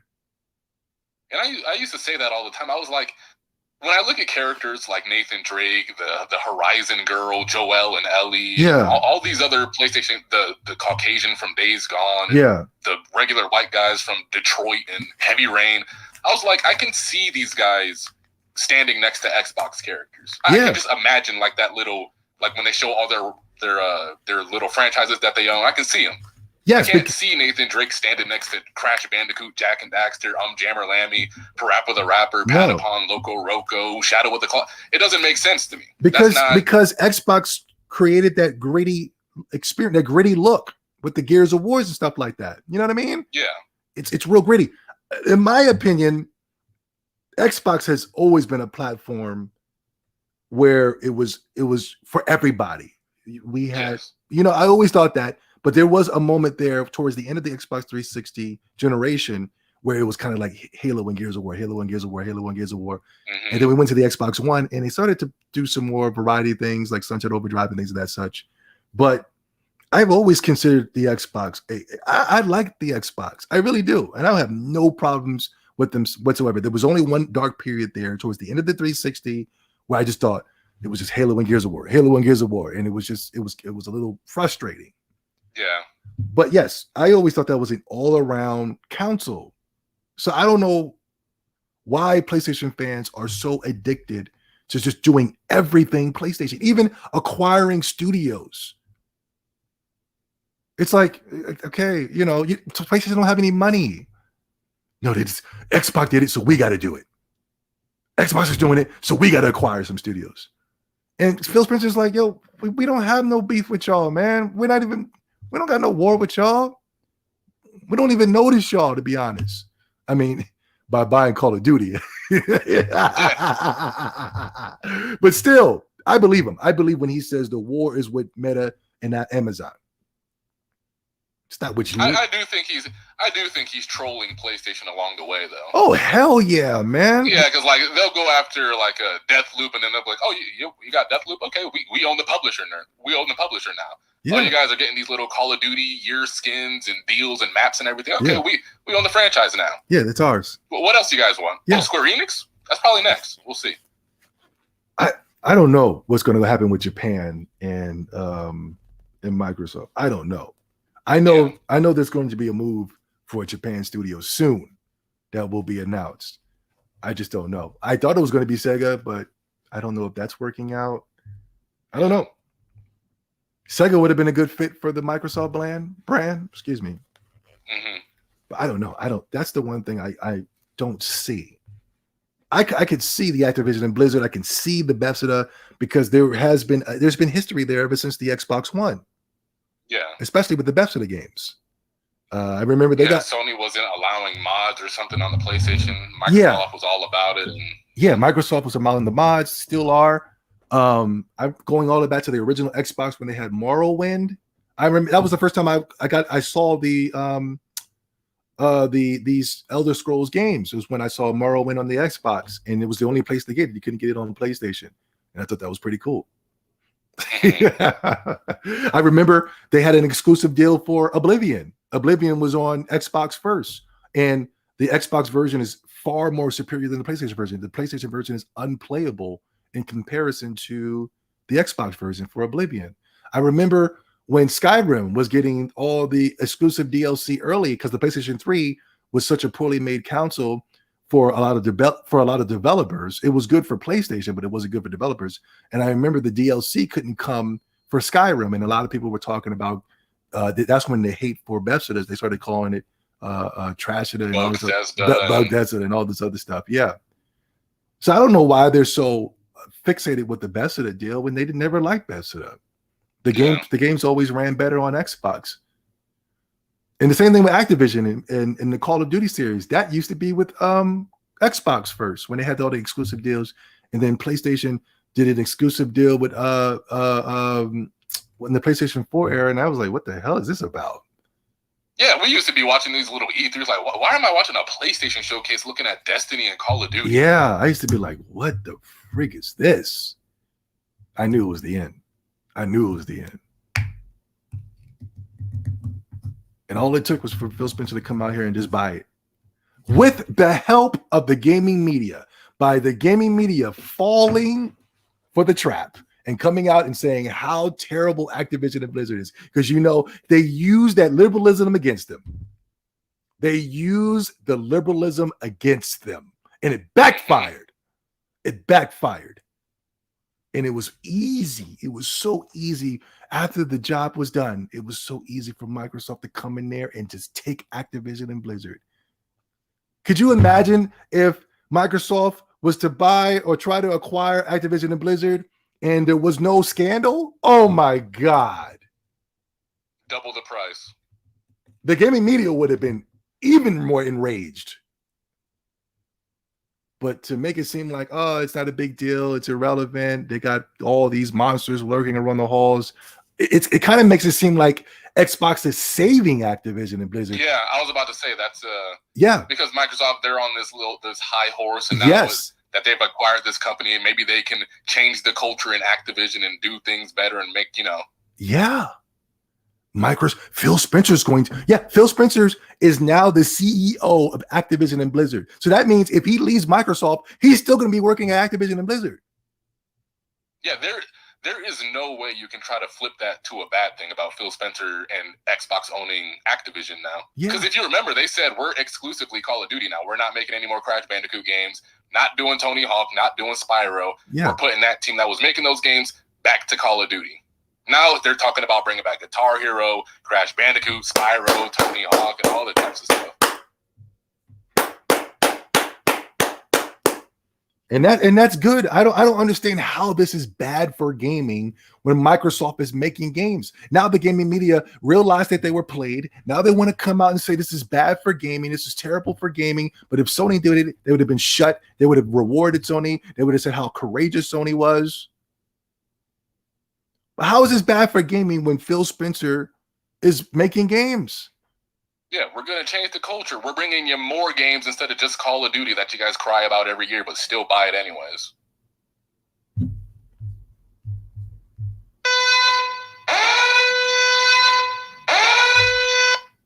Yeah. And you and I, we've always gone like crazy for like Guitar Hero and Rock Band and stuff like that. That would be amazing to see come and make a return to form. Oh, hell yeah. I was just talking to my mom. I was talking to my own mother about Guitar Hero and how it might come back. My mom liked that. She liked that guitar. She didn't play, but she used to like to see us, we're like a family. We're all in there playing the guitar. We had a blast playing that. Guitar Hero was actually what got me into playing the actual guitar. So I almost bought a guitar. I almost bought a guitar because of Guitar Hero, but I was like, what the hell am I have a guitar here? I don't even know how to play. But to bring back the Guitar Heroes and all that, and they should start small too. They should start like how they did it back in the day, where it was just first be the guitar, right? Then you can add the drum sets and then the microphone and the singing. Start off with the basics of Guitar Hero. Just bring that back, give you the best and the biggest in the songs, and just build from there. You know what I'm saying? Except for just starting off where they last left and just throwing all the mics, throwing the guitars and the drums. Yeah, $350 bundles just to get the full experience. Yeah. Just give us $99.99 and call it a day. Yeah, give us a solid guitar experience. That was a very fun time in gaming for me. Very fun. Yeah, so Phil Spencer, the good liberal Caucasian, he's gonna come in and he's like a Christ-like figure now. Oh my God. I'm telling you, for those of you who don't agree with what I'm saying, I'm telling you, man, this is big business, man. I've seen it. The reason I knew he was getting all of these things because years ago, I used to follow what the black people were doing when it pertains to these certain companies. Like there's this guy called Russell Simmons, and he owned Def Jam. And all of a sudden, he just randomly sold it. He just sold it out of nowhere. And I was like, why would he do that? He was making so much money. He was doing so well. But I remember somebody told me, oh, when they want it, they're going to get it. And if you don't give it to them, they're going to destroy your character or they might even just get rid of you. So when I saw that Microsoft got him, and I saw that all these horrible things were being put on Bob, even though they're going on at Microsoft, Sony, and not Nintendo, but Nintendo's using Chinese slave labor. Yeah. But still, that was that Doug Bowser guy. That wasn't Japan. Japan don't give a goddamn. They're making games. You know what I mean? Yeah, Nintendo America, Europe don't really do anything. They're just PR. And I'm not even sure what the hell Doug Bowser's even doing. I don't even see him at the office. He's always out golfing or hiking or something. Yeah, it's like a level 5 situation. They're like, we're shutting down the American branch, and they're like, do you do anything now? The American branch used to be powerful when I was a kid. they used to be really powerful because, a lot of Americans were buying Nintendo crazy. You know what I'm saying? Mm-hmm. And I know they were. I remember Nintendo wanted to bring over Mario 2, the even harder version. But in America was like, no, you can't send that bad boy over here, man. Go ahead and make that bad boy easier. But now I bet you Japan could pull any strings they wanted to pull, and Nintendo America is going to bow down to everything they say, Yeah, America actually used to hold stuff back. We had to beg and cry for Xenoblade and Last Story. Yeah. That's what I'm saying. That's what I'm saying. Not until Reggie came in there and said, yo, we bringing everything. Reggie said, we bringing everything for the DS. And I was so happy, yo. I was so happy and grateful. And it's going to be backwards compatibility, so you ain't keeping nothing away from us. Yeah. No region lock, no nothing. So, yeah, I firmly believe that Microsoft is playing that SJW game, and they're going hard with the SJW game just so that they can win over the gaming media and they can continue to keep acquiring studios. I think it's genius. Yes, you're going to have people coming out like Colin Moriarty, right? Look at this. I'm surprised he's still around. I know, right? I would like the guy, but he's such a Sony fanboy. You know what I mean? I can see myself. He was like your very first rival here on YouTube. Oh, I know. But I was able to, I was like, this guy is just too much of a fanboy to be in the gaming media. I'm sorry. We need people that are going to be more objective selling these games. And I remember these guys were selling me on these terrible PlayStation exclusives. I was like, yo, I'm losing money over here because of y'all. Him and Greg Miller. They were giving tens to some of the, they were giving tens to Mod Nation Racers. I said, what? Yeah. And I was thinking I was going to get the Mario Kart experience on PlayStation. That game was garbage.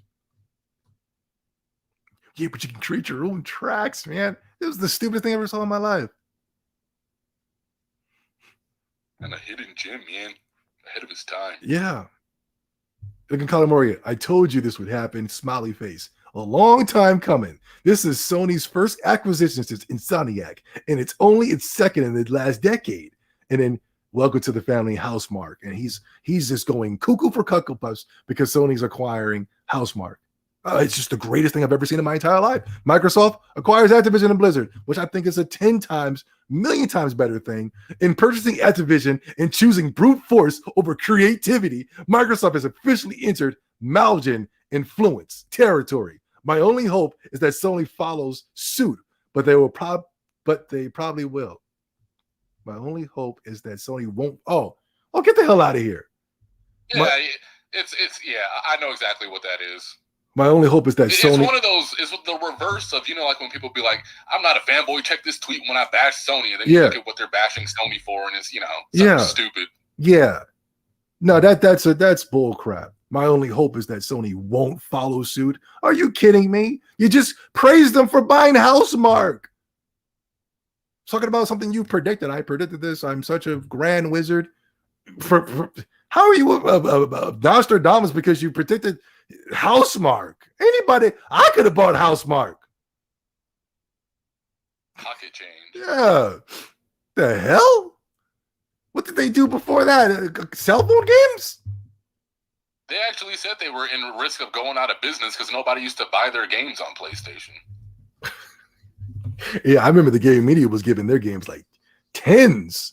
And you look at it and you'd be like, Resogun. You'd be like, what the frick is that's a 10? And I ain't never seen a solo fanboy hype up Resogun. So I ain't never seen nobody hype up Resogun, to be honest with you. But it was one of those early launch exclusives, and Sony had nothing on that console, so they had to find something to hype up, just like they did with Recturnal. Piece of crap game. I remember when what was that game? What was the game we were just talking about? The little spaceship shooter? Resogun?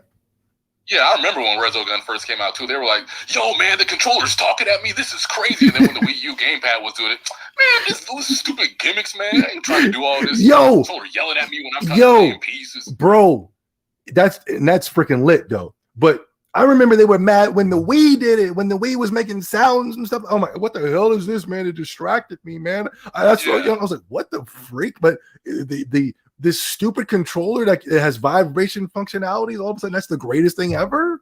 That I don't hear anybody praising in the gaming community. Nobody. You play Wii Sports Golf and just yeah, and like you hear that from the remote and everything. Like, oh, okay. I thought that was cool. When I was playing golf and tennis, I would swing the controller and it reacted. The controller was reacting to my swing. It wasn't like it was reacting to the game. It was reacting to me. When I moved the controller, it made a noise, which I think is freaking amazing. But no, that stupid controller reacts for the PlayStation 5. It reacts to the game, what the game is doing, not what you're doing. Sorry. What were you saying, Blanchard? No, I was saying like it was pretty advanced. Like you would even pick a character in Smash Bros. And depending on who you would make, they would yell through the controller like "Wahoo!" or or something like that. Like, okay, that's cool. And then it was lit. People thought that was annoying or something. Yeah. Oh my God, these gimmicks! Nintendo needs to stop. I mean, this is getting out of control. And then PlayStation comes up with the stupidest controller I've ever seen in my entire life, and they're literally going crazy.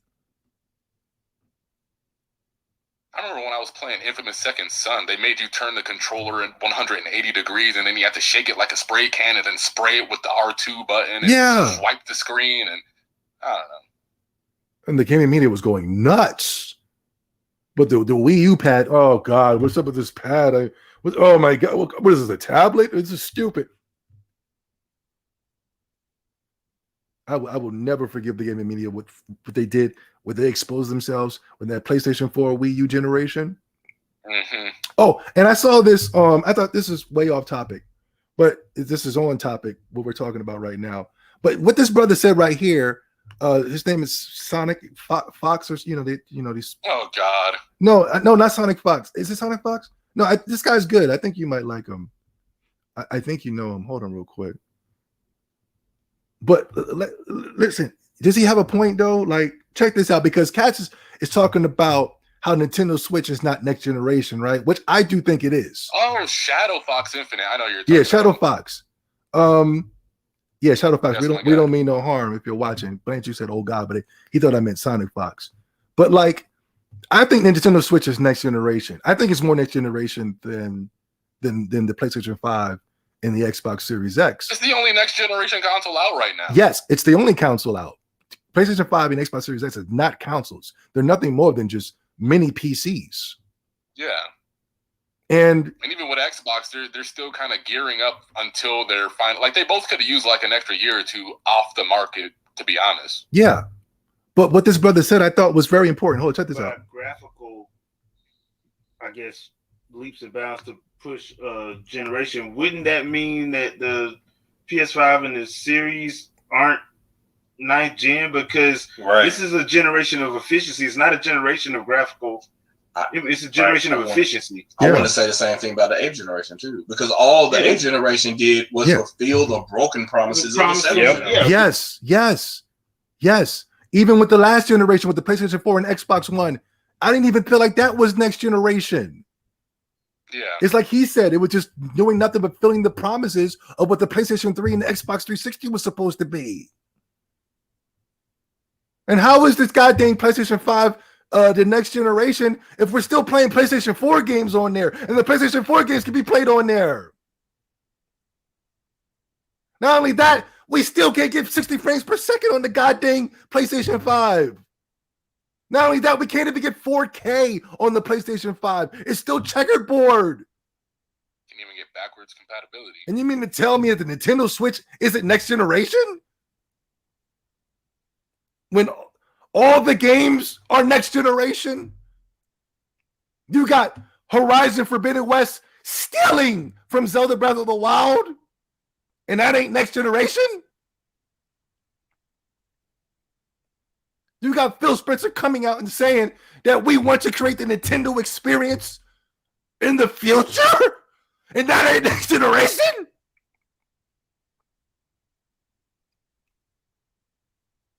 I know next generation. When I'm playing that Nintendo Switch, I know a new gaming generation.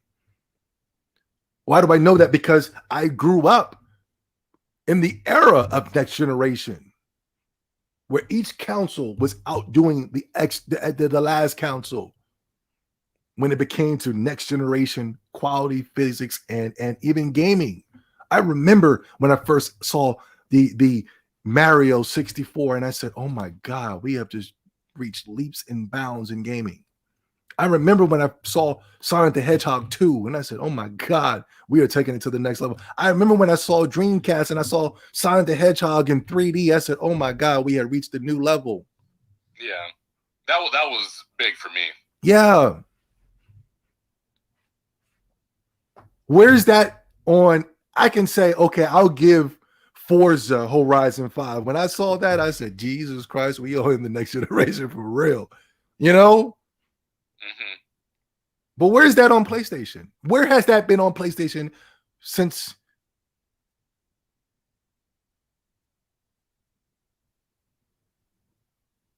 PlayStation 1. When have we bought a PlayStation and we were like, oh my God, we're officially in the next generation? What did the PlayStation 2 better? What did the PlayStation 2 do better than the Dreamcast? Besides get multi-plats like Madden and Grand Theft Auto. And DVDs and I'm talking about, game-wise. I understand. Yeah, no, I know what you mean. Yeah. I don't know. I can't think of anything right now. They haven't. I don't understand how these PlayStation fanboys are able to dictate what the next generation is. When I saw Zelda Breath of the Wild, I said, this is the next generation. When I saw Mario Odyssey come right after that, I said, this is the next generation right here. Astrobot is the next generation? No. Even with Ratchet and Clank, like it's one of the only PS5 exclusives that's not on the PS4. Yeah. And it just loads faster. Still the same game from a PlayStation 2, perspective, from a framework. I played the PlayStation 4 one. It was the stupidest thing I ever played in my entire life. What the hell? Ratchet and Clank? Yeah. I was playing the PS5 game a couple months back, and I was exhausted just trying to get through it. I had to drop it. We don't have those besides Nintendo Switch. I'm trying to give everybody an understanding of what we went through in our generation when we played that game. In my opinion, it's not about the power. It's never been about the goddamn power. You know why? Because the PlayStation 5 isn't as power as the Xbox Series X, and all of a sudden nobody cares about power anymore. But that game is what makes the next generation. And Zelda Breath of the Wild has dictated on what the next generation is. Zelda Breath of the Wild killed AAA gaming. It's dead. That's when I thought like Sony and like PlayStation guys would truly get an understanding of like what they should be excited about. Because 2017 was the year of Japan. Easily. They had Neo, they had Gravity Rush, they had Yakuza, they had Zelda, Mario. What else came out that year? 2017. Forget 2017. We're talking about 27 from 2017. It's been all about Japan. The number one selling game isn't Call of Duty. It isn't Grand Theft Auto. It's Mario Kart. Well, I'm pretty sure if you combine the sales together with PlayStation and Xbox, but I'm talking about on an exclusive on the platforms. Yeah.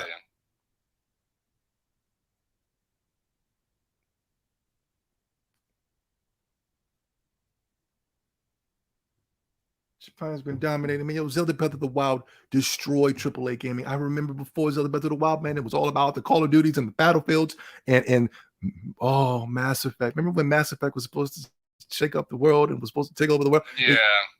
Nintendo was doomed without Andromeda. And Nintendo was doomed without having Mass Effect Andromeda, remember? Yeah, the Titanfall developers decided they wanted to kick Nintendo as well. And then Titanfall 2 flopped. Remember? I remember. Zelda Breath of the Wild killed AAA gaming. Has been stumbling and fumbling. Give me a popular AAA game right now. Go ahead. I'll wait. Since 2017. We're being objective right now. Give me one. I can't even think of one. Like even something like Red Dead Redemption and Rockstar, as big as they are, that game kind of just came and went. Yeah. And then as people reflected on it, they just realized that they hated it. Yeah.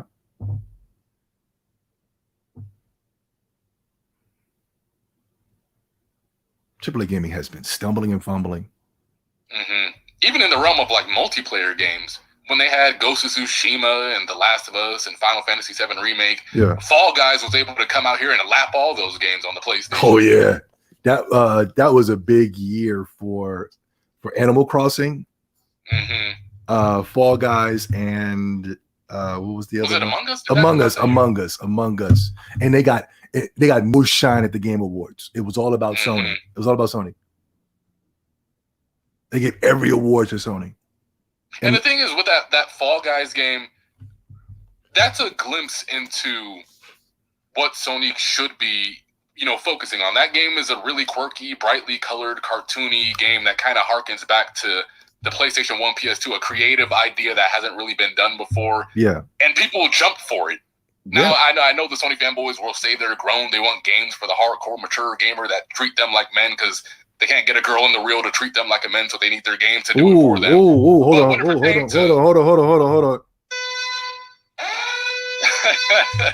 Glad you turning up. Go ahead, brother. Keep going. Yeah, but then when it pertains to something that the people actually want, that the people actually showed up for, like I said, it's important to separate Twitter from reality. They want the quirky stuff. Yeah, well, from 2017 on. Yes. That other stuff is dead, bro. Battlefield. Even Final Fantasy 15, they were trying to say that was supposed to be, the new norm. That was supposed to be what JRPGs were going to be. Turn-based was antiquated. Nobody wants to do that. Then Persona 5 came out. All that stuff died. It's now and never, and I'll never make my decision. No, it's a good game. That's a good game. I have my gripes with it over the years. It's a good game. Solid. Yeah, when you can play the game, it's cool. It's just the other stuff that brings it down. Yeah. Oh my God. Yeah, I know you're talking about Legend. Ever since 2017, that Zelda Breath of the Wild shook up the world. I'm not talking about social media, of course, but I don't consider social media gamers because if you're on social media more than you're gaming, you're not a gamer. You're entertaining. Okay, you're very entertaining. I can retweet you and I can like you and all that other stuff. But you know what I'm saying? Gamers game, right?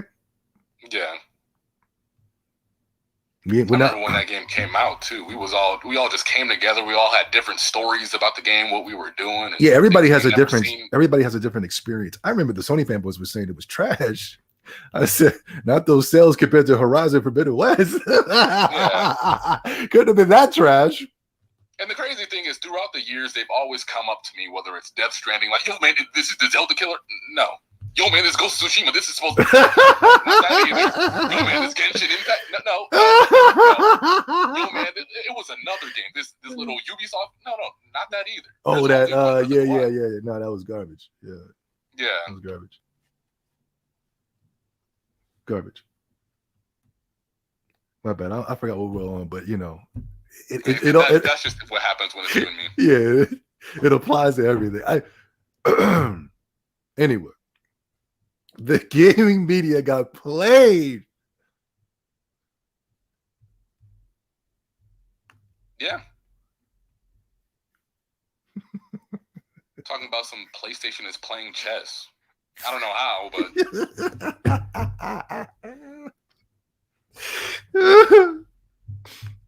chess. I don't know. You remember that weird trailer that came out when the PS5 was coming out? The trailer. Oh, it was a trailer of nothing really happening. Though. I hate when PlayStation does these little trailers. It pisses me off. They were like at City Hall. There was a statue of the Horizon girl, and they were playing chess or something. And man, Sony ain't playing with y'all this generation. And Microsoft was like, "All right, we own chess now." I think that's everything. I hold on. Let me see. Hold on. It was a couple. Oh, your boy. I got this morning. This got nothing to do with anything, but your boy Paris, he's being acknowledged by Bungie, a guardian that's fighting to make the gaming community a healthier and happier place for all. What? Every time I see this Paris guy, he's always arguing with somebody. That's what I'm saying. He's always. I never see him just like playing a game and showing it on Twitter and highlighting how amazing it is. I've never seen him play. I've never seen him boot up a live stream and just start playing video games. I've never seen him play a game. I'm pretty sure people are probably following him on Xbox and he's got all the trophies and stuff like that, or achievements. But I've never seen this guy game. He's always angry at random people that we don't even know who the hell he's talking to.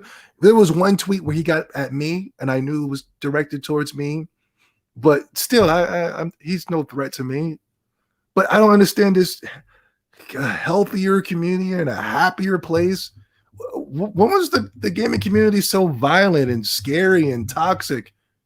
I mean, the Sony fanboys. Yeah, but nobody comes after the Sony fanboys. And if you do, you got people like Adam Sessler that's squirming and scared in his chair. Yeah. Adam Sessler can sit there and attack Republicans and attack conservatives. People in the hospital. Yeah, attack his own family members when it came to talking about Sony.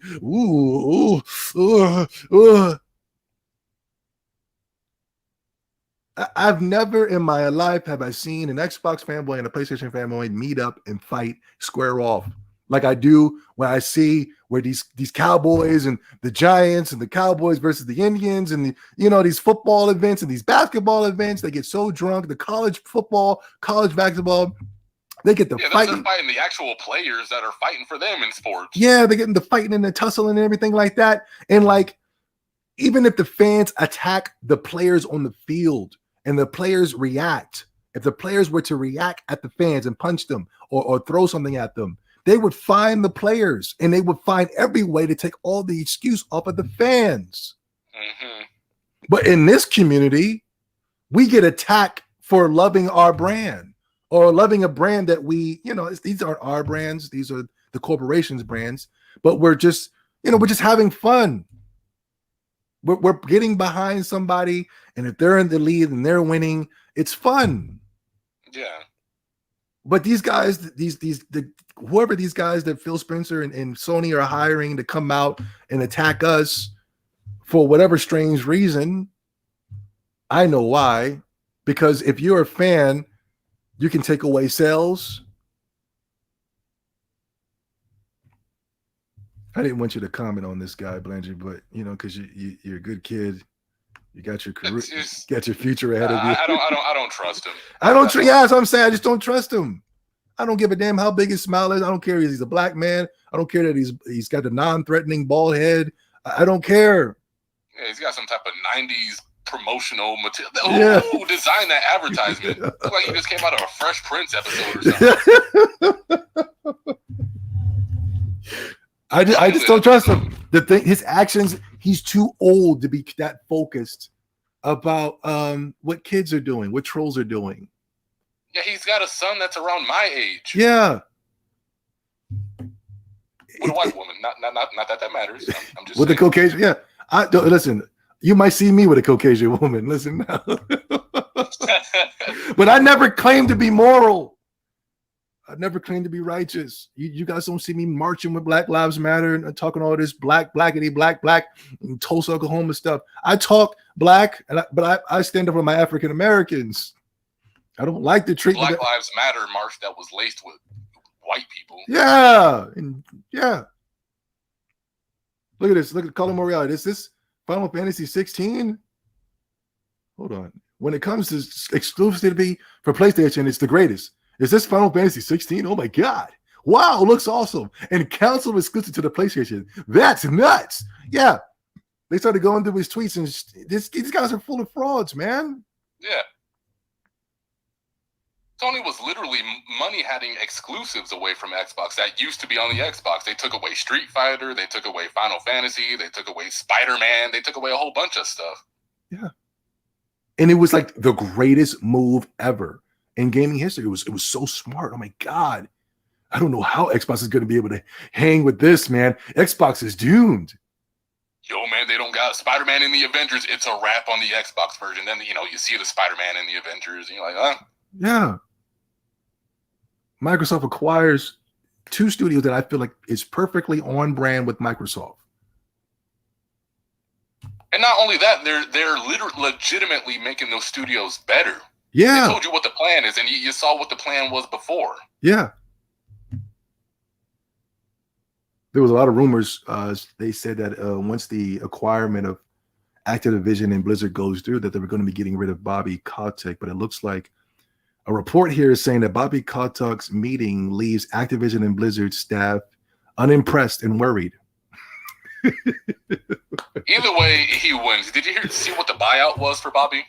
I think he's like getting 30-something million. 300 million. 300 million. Wow. Yeah. Yeah, he's gonna be set for life. Him and his family. I wish him the best. I tried to fight for him, but I didn't know there was an underlining fight. I thought it was because he wasn't pushing LBGT narratives and stuff like that. You know what I'm saying? But it was really because Microsoft just wanted them, and that's I can't be mad. That's big business. That's what happens, man. Yeah.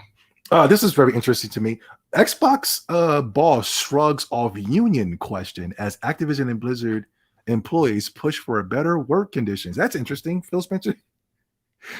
They try to, I don't know if you think about unions, but my father would explain the union, how the union would protect you. Say if the job just up to wanting to fire you and get rid of you, a union would step in and say, you can't do that. That's against the rule. You know what I'm saying? A union would protect you. And Phil Spencer doesn't want to create a union when it pertains to the employees that are going to be working at Activision and Blizzard. You know why, right? What's that? Break it down. They can fire you for any reason, whatever reason they want to fire you for. And there'll be nobody there to protect you. The Xbox boss shrugs that off. Okay, that's pretty interesting. It's coming from Kotaku, so you got to take it with a grain of salt. The gaming media is trolling more than we are nowadays. I can't believe that the gaming media are the ones that are trolling, and people like me and you are now the objective voice. Can you believe that? Kotaku was the main ones telling people how to steal Metroid and steal and hack your Nintendo Switch. Oh! Thank you, Blanche. We're going to end it off the video with this. Thank you for saying that. The reason I'm saying is because I was just about to go to that article, and it's just weird how, you know what I'm saying? It's weird how I was just about to go there. Sony is in $2.9 trillion in debt. Yeah. Oh, yeah, they lost like $20 billion after the acquisition, right? They're not buying anybody. Hold on, let me find this article real quick. Hold on, I know I saved it. That before you get there, I want to say that that Ken Kutaragi thing, bless God for him, for coming out here and standing up against VR.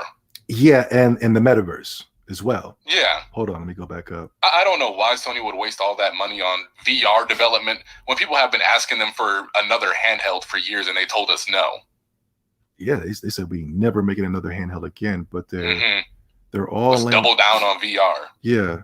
PlayStation inventor Ken Kutaragi, I'm sorry, dislikes the Metaverse. Yeah, Kutaragi dislikes the Metaverse. You would rather be a polished avatar instead of your own real self. Yeah, man. That's essentially no different from anonymous message board sites. He's also critical of VR headsets due to their isolating aspects. He was the original, it says right here, PlayStation inventor, the original creator. He was the guy that called Jim Ryan in to have a conversation because he's trying to wonder, like, why are you destroying what I created? You know? And then Jim Ryan said what we need to do is make, what did he do after that? I think he announced director's cuts or charging people more money for something stupid. Yeah. Yeah, that's what's going to win us over. Charging people more money. And I was just like, oh my God. But yeah, he came out and said, he came out and said the headset is complete idiocy. And he went on the Metaverse, how that's just, I don't think there's anything we can do to stop the Metaverse. I think the Metaverse is already here. I would say that I'm the most accurate. How I am on YouTube is how I am in the real world. I voice my opinion in the real world. If not, I think I might be more harsh in the real world because I know I have boundaries here due to algorithms and things of that such. But a lot of people are kind of living a different person than they are in the real world. Like like we know. Never mind. I don't want to start talking about people that other people don't know, but you tend to know some people online that are a little tougher than if you saw them in the real world. They'd be kind of flimsy and dorky. You know what I'm saying? Oh man, you make videos, man. You're the best. I love it when you wore the headband, bro. That was yeah. There's a lot of people I look at that act real tough online, and I go, I bet you I can punk this guy. And I'm not even a big tough guy, but I just feel like I could just punk this guy if I saw him in the real world.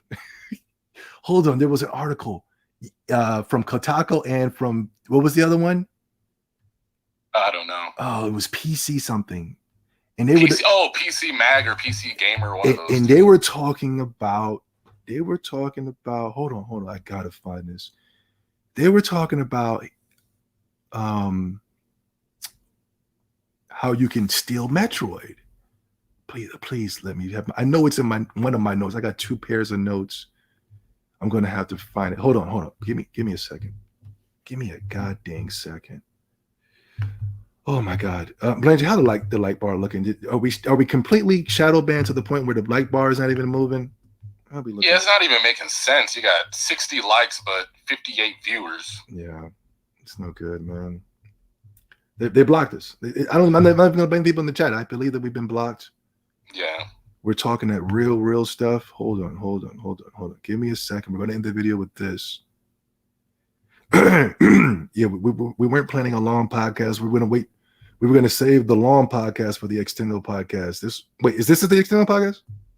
Yeah. Oh, damn. Okay. All right. Hold on real quick. Dig it. I can't find the article. Where did I put it? Hold on. Oh my God. Well, while you look for that. Yeah. Go ahead. There's been a rebuttal as far as publishers for Sony to buy. People have been talking about. Oh. Very good. Go ahead. Yo, no. Hold up. Before you go there, Blanche, this goes what you're about to say. Because I wanted to ask you this. What can PlayStation do? What can PlayStation do in your eyes to save PlayStation? It's over. Yeah. What do you think PlayStation can do?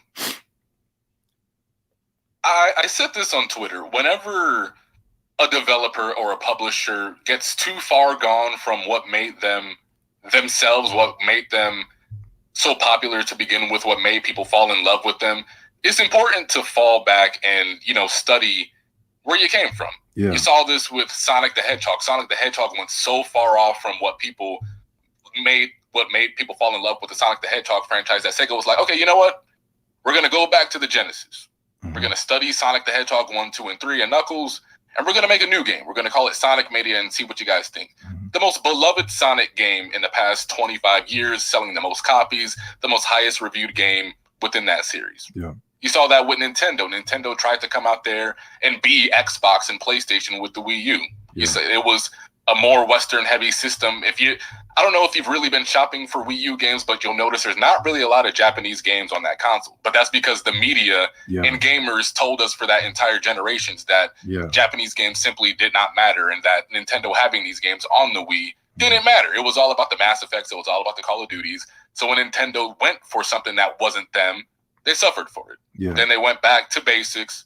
They brought us Zelda back in its original form, brought us a Mario game that was more reminiscent of Mario 64 when he first jumped into the 3D space, Pokemon, Xenoblade, and things like that. They're doing good just by being Nintendo. Yeah. PlayStation, they need to go back. Trying to be discount, great value Xbox is just going to kill you. Yeah. I know over the years, me and Zobi have been seeming like we're these massive trolls because we've asked for Jammer Lammy, we've asked for Ape Escape, we've asked for Legend of Dragoon, Dark Cloud, all types of PlayStation games that made PlayStation. But you trying to kill Call of Duty, Doom, and all these other first-person shooters with the likes of The Odor, Killzone, Resistance, Mag, whatever else is SOCOM, is just going to leave you dead. You have never been the shooter box.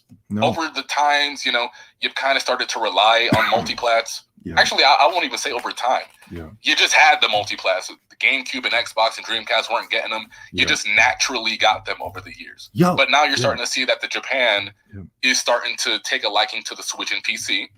Yeah. You're seeing that Microsoft is just literally taking away entire genres from you. You will not have Western RPGs in a few years. You will not have shooters in a few years.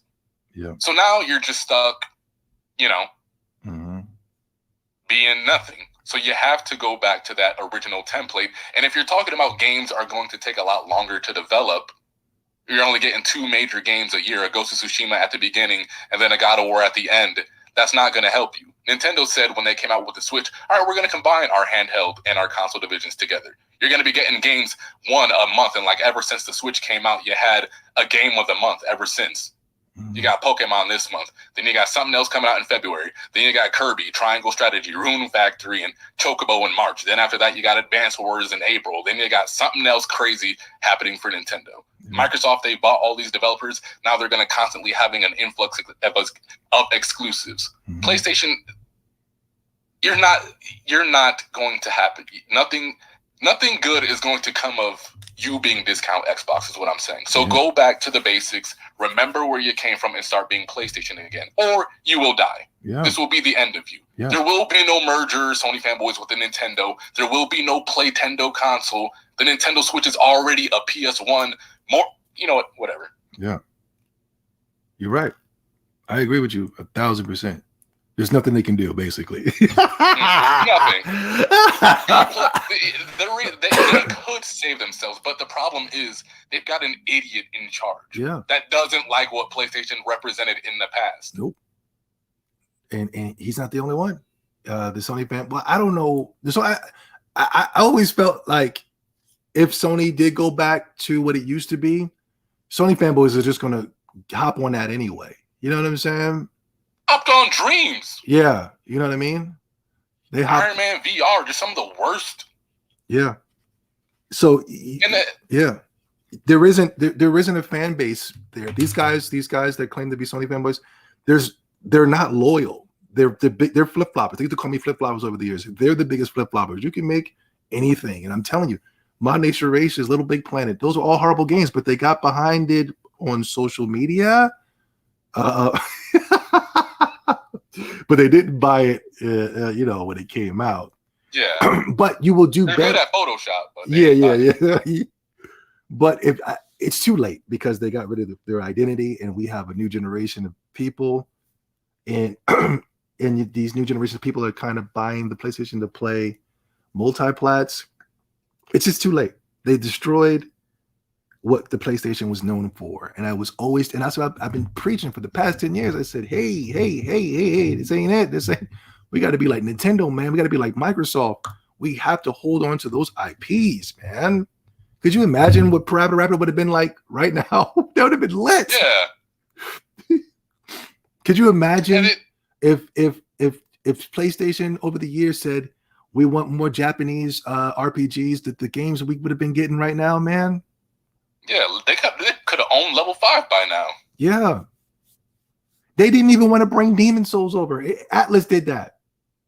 Yeah. And Demon Souls, that's now the blueprint of PlayStation now, is the Soul series. Even though they want to get rid of that. The strange part was that they shut down Japan's studio. Yeah. But then they brought on Bluepoint, and their only claim to fame is just remastering Japan's studio. Like Shadow of the Colossus. Yeah. What else did they do? Demon Souls, yeah. Gravity Rush Remaster. Now people want them to do Legend of Dragoon. But you got rid of the creative minds that made these games possible in the first place. And let's be honest, Legend of Dragoon is not that good, man. No. But it could have gotten... It was cool to have. But, it could have gotten better over the years, though. Like, if they kept making more games.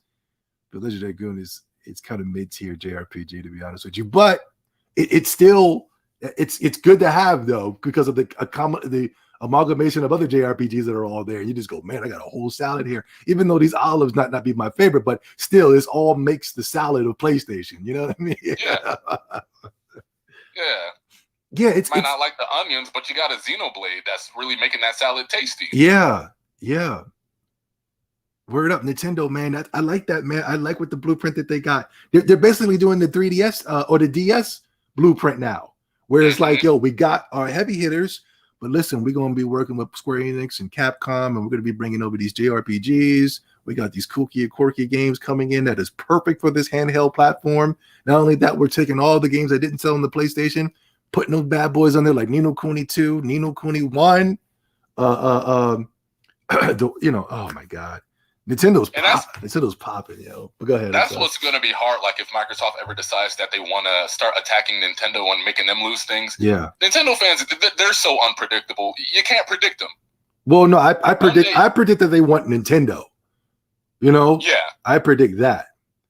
But like if you take stuff away from Nintendo fans, you could take away Monster Hunter. They'll be like, all right, we'll just buy Sakuna, Rice, and Ruin, and then that game will be extremely successful. Yeah. Take away that, they're like, all right, let's see what else. Oh, what's that over there? Cooking Mama? 5 million. You'd be like, okay, we're done here. We're not doing this game with you, Nintendo. Okay, you got it. Yeah, I feel like Nintendo's actually, compared to PlayStation, Nintendo's actually doing these companies a favor by putting their games on those platforms. Rune Factory 5 is more popular than ever. Yeah. Just by putting them on the Nintendo Direct. Monster Hunter Rise being on the Nintendo Direct made Monster Hunter Rise outselling PlayStation in the Monster Hunter series. The world, and like destroying the sales. And Shin Megami Tensei 5 is about to do 1 million units in just in a week. Monster Hunter Stories. I still got to get to that. I bought it, but I still haven't played Did it. a million. You know what I'm saying? All these franchises that barely could get 300,000 are just doing extremely well right now because of the Nintendo Switch. Nintendo Switch is doing people a favor in comparison to PlayStation.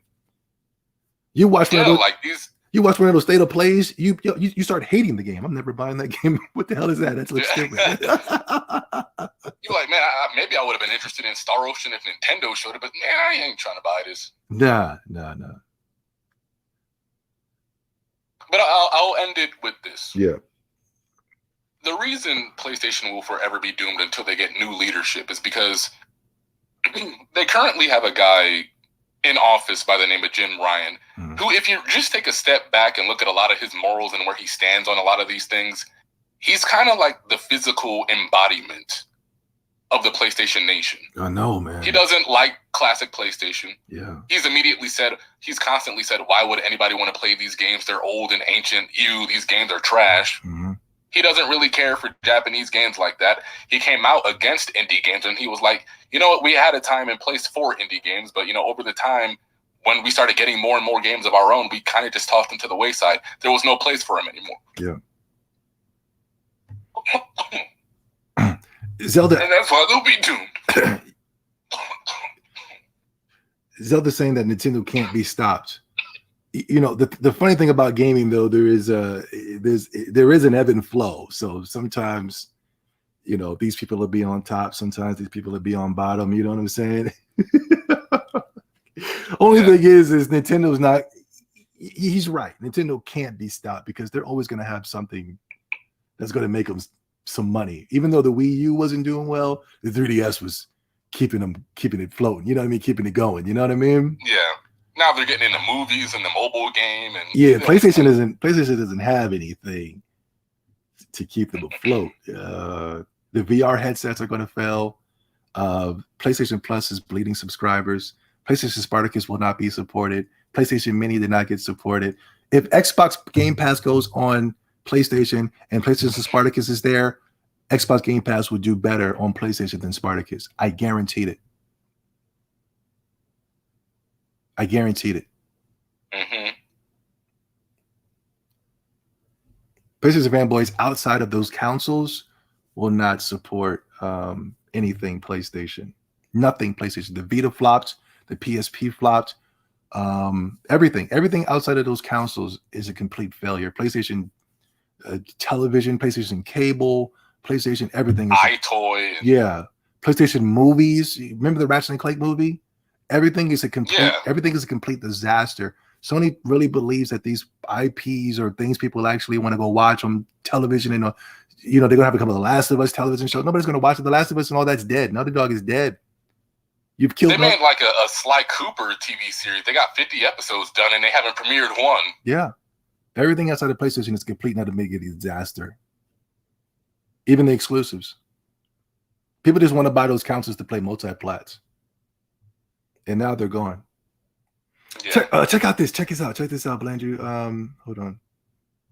Let me get a better bird's eye view on that bad boy. Oh, dang, all these links. Okay, here it is. Look at this. VGC announced that Bobby Kotick considered buying game sites Kotaku and PC Gamer. Kotaku and PC Gamer were the sites that told people to go steal Metroid. Those were the two main sites. Those were the two main sites, and he was considering buying them. Isn't that interesting? Yeah. Isn't that interesting? Who else is buying into them for them to go out and tell people to go steal Metroid like that? Isn't that interesting that these sites are up for sale? Isn't that interesting? Mm-hmm. And we were told over the years that no, there's no funny business going on. This is completely objective. Bull crap. How did Bobby Kotick know to go to Kotaku and PC Gamer so that he can get some better press on him? Who else is doing it? I thought this was extremely interesting. This Bobby Kotick guy is a blessing in disguise.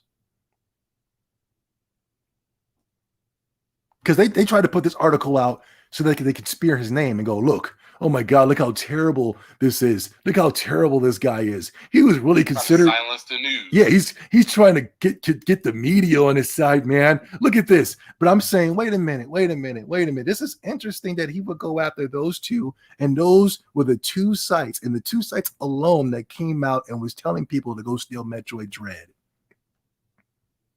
Not only that, they sent out the God of War creator to try to create some negative press about Metroid as well, but that backfired on him. Mm-hmm. Kotaku. I think they were even coming after Bethesda for a while there too. Yeah. I know Bethesda has them on a ban list. Yeah. Kotaku and PC Gamer are the exact same sites that came after Metroid Dread. That is interesting. I'm going to put a mental note into that one. And those are the two sites that he wanted. Those are the two sites that are for sale, huh? Yeah. And we'll end the video with this, Blanchard. We've been here for how many hours? 5 hours? Yeah, about that. Yeah. We'll end it with this. Look at this. Look at this. I thought this was very interesting. Look at this. Look. They got Bobby up on here on the news. Look. Bobby's up in here. Look. About $80 billion. Look. How did this happen? How did you get to this place? Look at this. Well, look, we've had a partnership with Microsoft that goes back to the launch of the Xbox. He's right, man. These deals between Bethesda and Activision, they've been going on for a long time, man. They've been kissing cousins for a long time. This is totally on brand. This is not a monopoly. Yeah. This is not a monopoly. It's just bad for PlayStation. That's all. That's it. It's not bad for PC. It's not bad for Nintendo. It's not bad for anybody else, but it's just bad for PlayStation. And that's why everybody's so angry right now. But check this out, Langy. Look at this. Look at this. We've had many conversations over the years about various forms of collaboration. And as we've started to see the real competition, and we're sort of at the beginnings of what the metaverse will be like. And in that race for the metaverse, it started to become apparent that there were a variety of resources and talent that we needed in order for us to be able to continue on that journey. And so as Phil and I started to have those conversations, we realized that now is a perfect time for a combination. So Phil, when did those conversations start, and what kind of got you to the point that you're willing to commit this kind of money to a deal like this? Yeah. Well, oh my God. Phil Spencer's in the same conversation with Bobby the Monster Kotick. They're sitting here on the television screen talking to the media. Mm-hmm. Got that same smile he's been wearing for the past 10 years, too. And he's just such a monster, and Phil just had to separate himself with him, and it was all a game. Look at this. They're buddy and rubbing shoulders. And we said, yeah, we talk all the time. Talk all the time. This amazing business. 3 billion gamers on the planet today, people playing in all regions, creators coming. Talking all the time. Y'all been played, man. It's including me. I really believed. I was like, man, why are they singling out Activision and Blizzard? That don't make no damn sense. For years, I've been hearing about allegations of sexual misconduct and, all this other stuff going on with at Sony and on Microsoft, not Nintendo. And it's like, geez, what? Why? Now I know why. And now you guys know why. Anyway, thank you. Thank you so much, Blangy, for coming on. Thank you for allowing me on. Oh, no, of course, man. Thank you so much for coming on the X-Tendo podcast, man. They're going to be mad at you now. Watch, are you going to be on the, what's that show? The beach? Weapon Wheel tomorrow? Yeah, Weapon Wheel. You going to be on there? Yeah. They're going to be mad. The chat room's going to be snitching on you. And, you're going to get a lot of heat tomorrow, man. They're going to send donations just to make sure that their hate is seen by They're going to turn up. They're mad right now in my conversation because you're here. Man, what are you doing here, Blanchard? This is some bull crap, man. Come on, man. This guy's a troll, man. Why are you watching his videos? Oh, my God. But I'm glad you are. This is the perfect episode for you to be on because we were the ones. It was just me and you. I'll give you those props. I usually don't give anybody. We give the props to me. But if there was another person out here, man, that was fighting the good fight to help PlayStation, we never wanted to harm PlayStation. Never.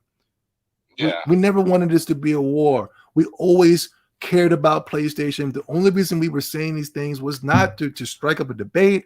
It was not to strike up a fight. Those things just came because we were threatening the current ruling PlayStation, people that are currently destroying PlayStation today. But it was everything that I do in the channel, everything that Blangy was doing, we were only trying to help and save PlayStation, save gaming. And not only that, we wanted a better gaming experience for you guys. I'm telling you guys, you have yet, thanks to the Nintendo Switch, you're finally getting access to playing great games. But when it pertains to PlayStation, you have never, ever, ever had a chance to really, truly enjoy PlayStation because it's been a disaster. It's been a complete disaster. And I feel bad for you guys because you guys all told us you didn't know what we were talking about. But for years, you're the most miserable people on social media. You're the most miserable people on the internet. And I wonder why. It's because PlayStation is horrible. Notice me and Blanchard. Go ahead, Blanchard. I will say that I gotta applaud Sony for putting up this little trolling charade for the past 15 years that they've been doing and gathering this much of a fan base for doing it. Yeah. Truly impressive, but no. I'm going to show you how they got that fan base with the Qualtrics documentary I'm about to create. Sly told me to hold off on that and work on the algorithm because we want a lot of people to see this brainwashing that they've got going on at Sony. They're demons. But anyway, episode 43 of the X-Tendo podcast. We had an amazing host in Blanchard. Thank you so much, Blanchard, for coming to the podcast. You're welcome to come on anytime. You know that I know you work and everything like that. But anytime you feel like, I want to come at these Sony fanboys, I need the platform to do it. This is the platform you to do it. You know what I'm saying? Yeah, I appreciate that, Zoe. Yeah, man, for sure. But anyway, we're about to go play video games, and the Sony fanboys are about to basically go on Twitter and fight. So we'll see you guys later. Later, guys.